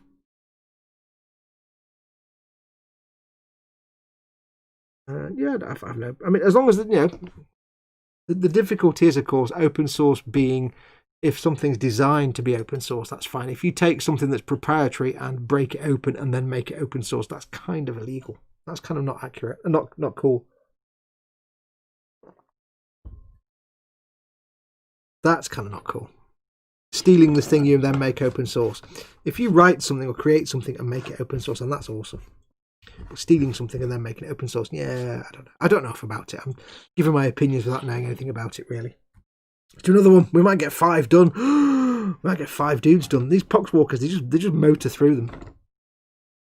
By the way, I released a design of what was a novel hardware robotic sensor under the open source license more than 20 years ago. The best part was getting thank yous from around the world. Absolutely. I mean, without kind of open source thinking, you wouldn't have a lot of the software and apps and things that you use nowadays. Going back 10 or 15 years, going back longer than that. I mean, hell, look at half the software you used to have on, say, Amigas, like the, Octamed and things like the music software and stuff, all that kind of Octamed and a lot of the paint programs and music composition programs on the old Amigas. That was just shareware. It's just a modern name for shareware. People wrote the software with a passion and just said, you know what? Have it, and if you want to, you can contribute a bit. You wouldn't have things like WinRAR for you unzipping your file. And the thing is, the reason I love WinRAR so much, I don't know how you're supposed to pronounce it. I read a thing saying that WinRAR is the best, it has the best nag screen of any software that you're supposed to buy, like a trial version, D6 and D7. Because normally you get some software and you get trial versions like, oh, it's free to use for 30 days, or you get limited features, so pay us some money and you'll unlock the whole program. And the funny thing about WinRAR is that is D6. The funny thing about WinRAR, the software that you use to unzip a lot of your zip files on PC, is that after 40 days you get the nag screen saying, you must pay for this now to keep using all these services. But there's no expiry date on it. It's been saying that on mine for like 15 years. It's great. It's the most friendly nag screen ever because it doesn't really give you a consequence for not doing the thing it wants you to do. It's kind of saying, hey, we'd really like it if you paid for this, but if not, don't worry about it. But without saying that. But couching it in a, hey, you must pay for this kind of way. I kind of like that.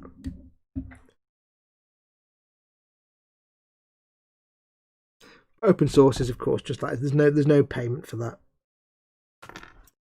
And it encourages people to experiment and have fun. It's more about the learning experience. Beyond Hope says, cannot compute logic failure. There is no spoon. There is no brown sauce. And Jan's car says, beyondhope.exe has stopped working. But I like brown. Oh, because Eon's car says, I like brown sauce and red sauce.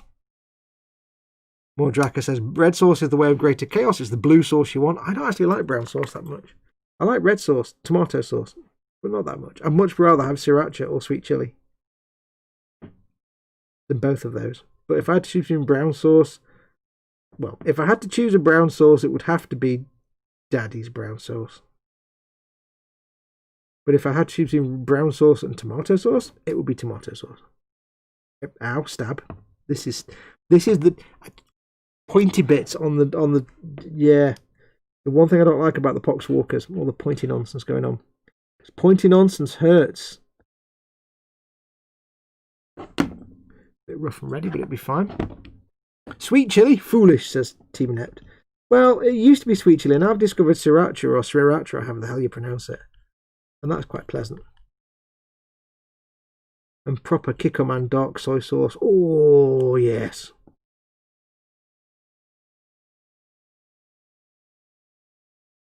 The bane of anyone's existence. If you're a soy sauce lover like me, and you put soy sauce on everything, the bane of your existence is when you get a soy sauce bottle and you take the top off and it's that big massive hole and you're like, oh. Because you do that and half the bottle comes out onto your chips and you're like, the meal's ruined. I hate that. Every bottle of soy sauce should have a little tiny dropper hole so you can... Heresy. Heresy. I understand soy sauce better than the people who've been making it for thousands of years, obviously. Sriracha is decent. It's alright, it's quite nice. I've had a few different types in the past few months because I've never really had it before. And they vary from a little bit hot to mildly hot to it just tastes nice. So yeah, it's quite nice. Better than just tomato sauce. But I'm a heathen anyway when it comes to food. I put mayonnaise on everything. Oh yeah. I've got a meal with chips. It gets mayonnaise, it gets sriracha sauce, it gets dark soy sauce. If it's some kind of burgers or sausages, I might even have a splab of mustard on the side of the plate. Absolutely. McDonald's, get the burgers and the fries on the plate, add mayonnaise, add sriracha, add soy sauce. The chips. Obviously it's the chips, not the burgers. Yeah, that's how it works. Time to go and test out the Biscoff brownies. I don't know what that is, but sounds good. Poxwalkers don't need medics. If something drops off, they just hold it against their body and hope it sticks. If something drops off the body, they just pick it up and use it as a weapon. Because it's better than a stick or a pencil or whatever they're carrying at the time. I like the idea that a lot of these poxwalkers are like just humans from the Imperium, but from the kind of like the manual labour classes, so the sort of slave labour builders and construction people. So that's why they're always wearing like overalls and like work clothes, and they've got hammers and things and wrenches, because they're all just like factory workers and stuff that have been cursed by Nurgle and gifted. Mike knows and Mike knows all. Who's Mike? Mike knows all. Who's Mike? You mean Dad? In Scaly Models. And he can kick you out if you disagree. Oh yeah, he means Dad. Chips and mayo, yes, says Ian Thompson. Ian Thompson's obviously a man of great taste and discernment, as he agrees that chips and mayo is good. Hope the medic is more slow to Nurgle's blessings on Fox. I have to be in the mood to mayo with chips. It depends on what I'm having with them. Mayo just makes chips not dry, which is always a winner. No reason to have dry chips when you can have moist. I can't get close to the microphone, but moist chips, which are always vastly superior to dry chips.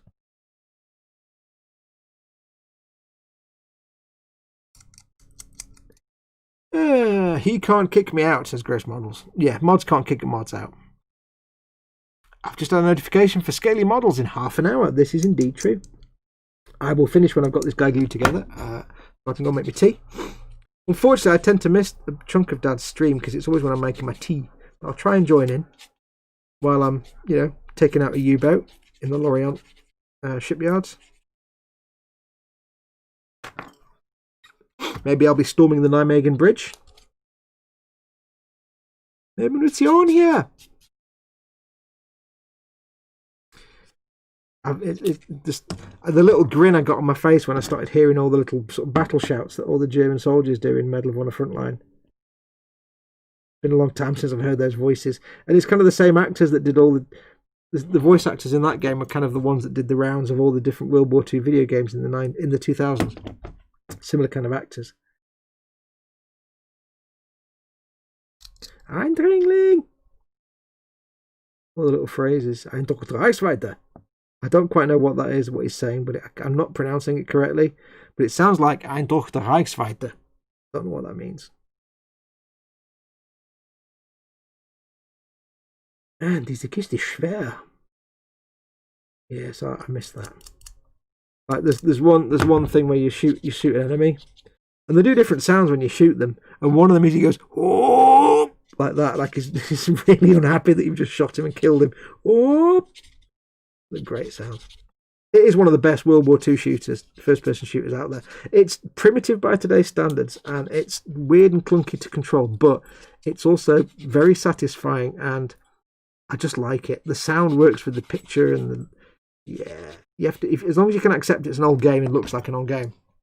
It is much better than all your Call of Duty crap and your Battlefield nonsense with a billion special effects. No, give me Medal of Honor Frontline.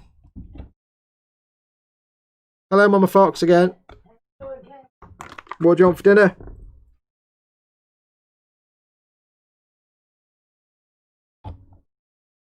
I said, what do you want for dinner, Mama Fox?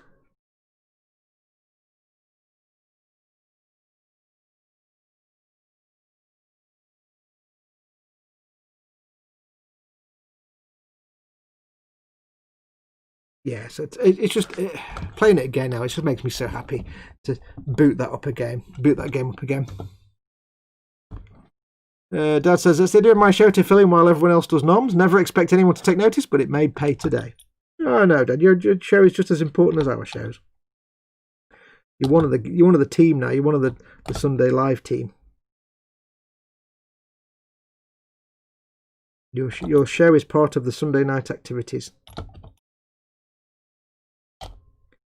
It's basically lie in, then watch Colin and Dave, then watch me, then watch you, then watch Chris, bath time, bed early because it's school the next day.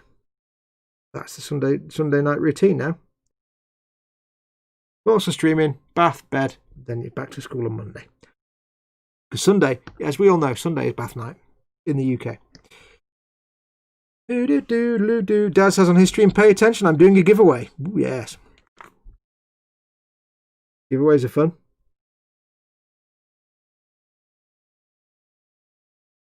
Dad is giving away access to his KFC account.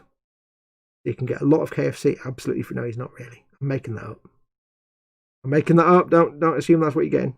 It might be. I don't know. It'd be cool.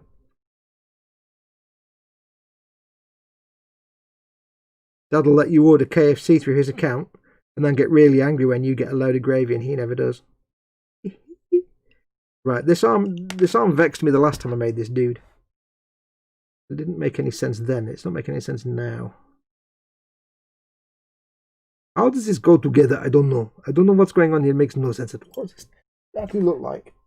It goes, it's up like that. Okay. Yeah.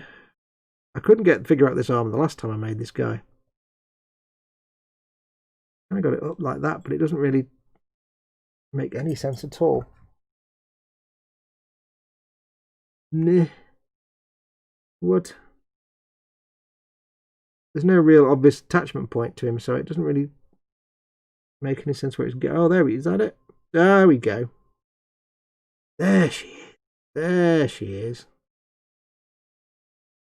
Right, now I've figured that out. But you'll never have trouble with arms, Fox. Mordraka says, tentacle behind the head. Yes, I just figured that out. I think it's because his arm is in such an unusual position. Tiniest bit of fat glue. And then forget exactly where it went. And struggle again to get it in the right place again. The good thing with these guys and with the Death Guard is that because like the Poxwalkers are just made of pustules and warts and blemishes and rips and tears and things and maggots and all kinds of stuff, if you get a bit of splobby glue everywhere and you're a bit messy with your glue, it doesn't actually matter, because once you get the primer on there, it's just going to look like splobby flesh. That's the beauty of them. That's why I do like them in that way. And the Death Guard as well. If you do a bit of rubbish sanding and cleaning, or if you get some glue, like I splobbed a bit of glue on his cloak there when I put the backpack on. You know what? Doesn't matter, because once it's got a primer coat on, it may not be seen. And if it is seen, if it's got a slight texture to it, doesn't matter, because he's going to be covered in rust and decay and dirt and corrosion. And if he's got any bronze, that'll be all kind of got the verdigris on it. I do like his face, though. I thought it was right to have his face pointed up so he can be going, Gordon's alive! Quinctunus Varus, where are my eagles? That's what he's shouting in my mind. Brian Blessed, yes. Right, so we're going to leave it there. It's 17:53. Almost time for me to go and make my dinner. I've done 5 dudes.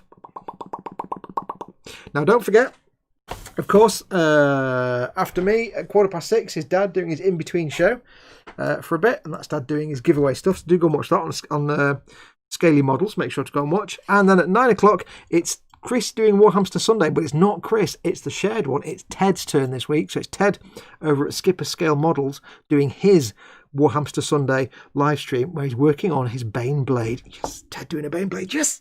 So remember, it's not Chris at Gross Models tonight. It's Ted over at Skipper's Scale Models. So make sure to go. If he was here, I'd link it for him, but he's not here. I mean, if he was here, he could link for it, but he's not here. But yes, so make sure you do go and watch that. Ted doing a Bane Blade, it's fantastic. Plus, he has a nice little stiff glass of something while he's working. It's quite mellow. It's a good way to mellow out the evening with Ted working on his Bane Blade. So go and check that out. Well, that's going to do me, so thank you very much for watching. As always, don't forget, I'll be back tomorrow on the eModels show, 9 PM on the eModels channel with Chris, Cole and Ted. And then throughout the week, I'll be cracking on with the next couple of episodes of the Millennium Falcon. I'll show you very quickly. There's some cockpit. It has been painted and it has been decaled. Yes. I've got to paint the dudes. That's the next bit. I've got to paint the dudes. Now, I'm not actually going to show painting the dudes because they're too small for me to film. I tried it. They're too small, so I'm just going to get them painted. They'll be sorted out at the end. So in the next episode, we're going to be finishing off the cockpit to where you can see it there. And then after that, it's about painting the hull. Yes, that's the proper big paint job, so stay tuned for that. But yes, if you'd like to support this channel, as always, don't forget you can become a Patreon at patreon.com/modelmakinguru, where you can support me, support this channel. It helps keep the lights on, keep the food on the table, and means that I can do all this. You can also, if you prefer to, you can become a YouTube member. You can click the join button at the bottom of the YouTube video, underneath any YouTube video, or on my YouTube homepage, the join button. With both of those, you get access to ad-free content a week in advance, and some other bits and bobs. So do check them out. As Gross Model says, later everyone, and then he puts a little exclusive to members emoji in there. Yes. But yes, so do check those out. And don't forget, of course, to use the links for emodels.co.uk and goblingaming.co.uk in the description below the video. Using those specific links means that I get noted in notes that I sent them to you, or sent you to them, and I get a kickback for that. So do use those affiliate links. But that's going to do it. So thank you very much for waiting. Do take care of yourselves. Don't forget, no, I don't know. I have no idea where I was going with that sentence. Swig of water. I said don't forget without actually having a plan for what was coming after don't forget. I need to go and make some dinner now. I'm really hungry.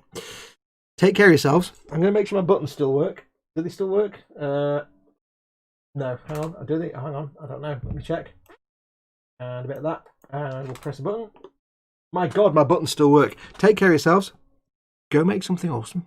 Go be awesome. Wash your damn hands, you absolute filthy monsters. And until next time, I shall say... Slap it on. Of course, because I forgot to say that. And I shall say... Adios, amigos. See you soon.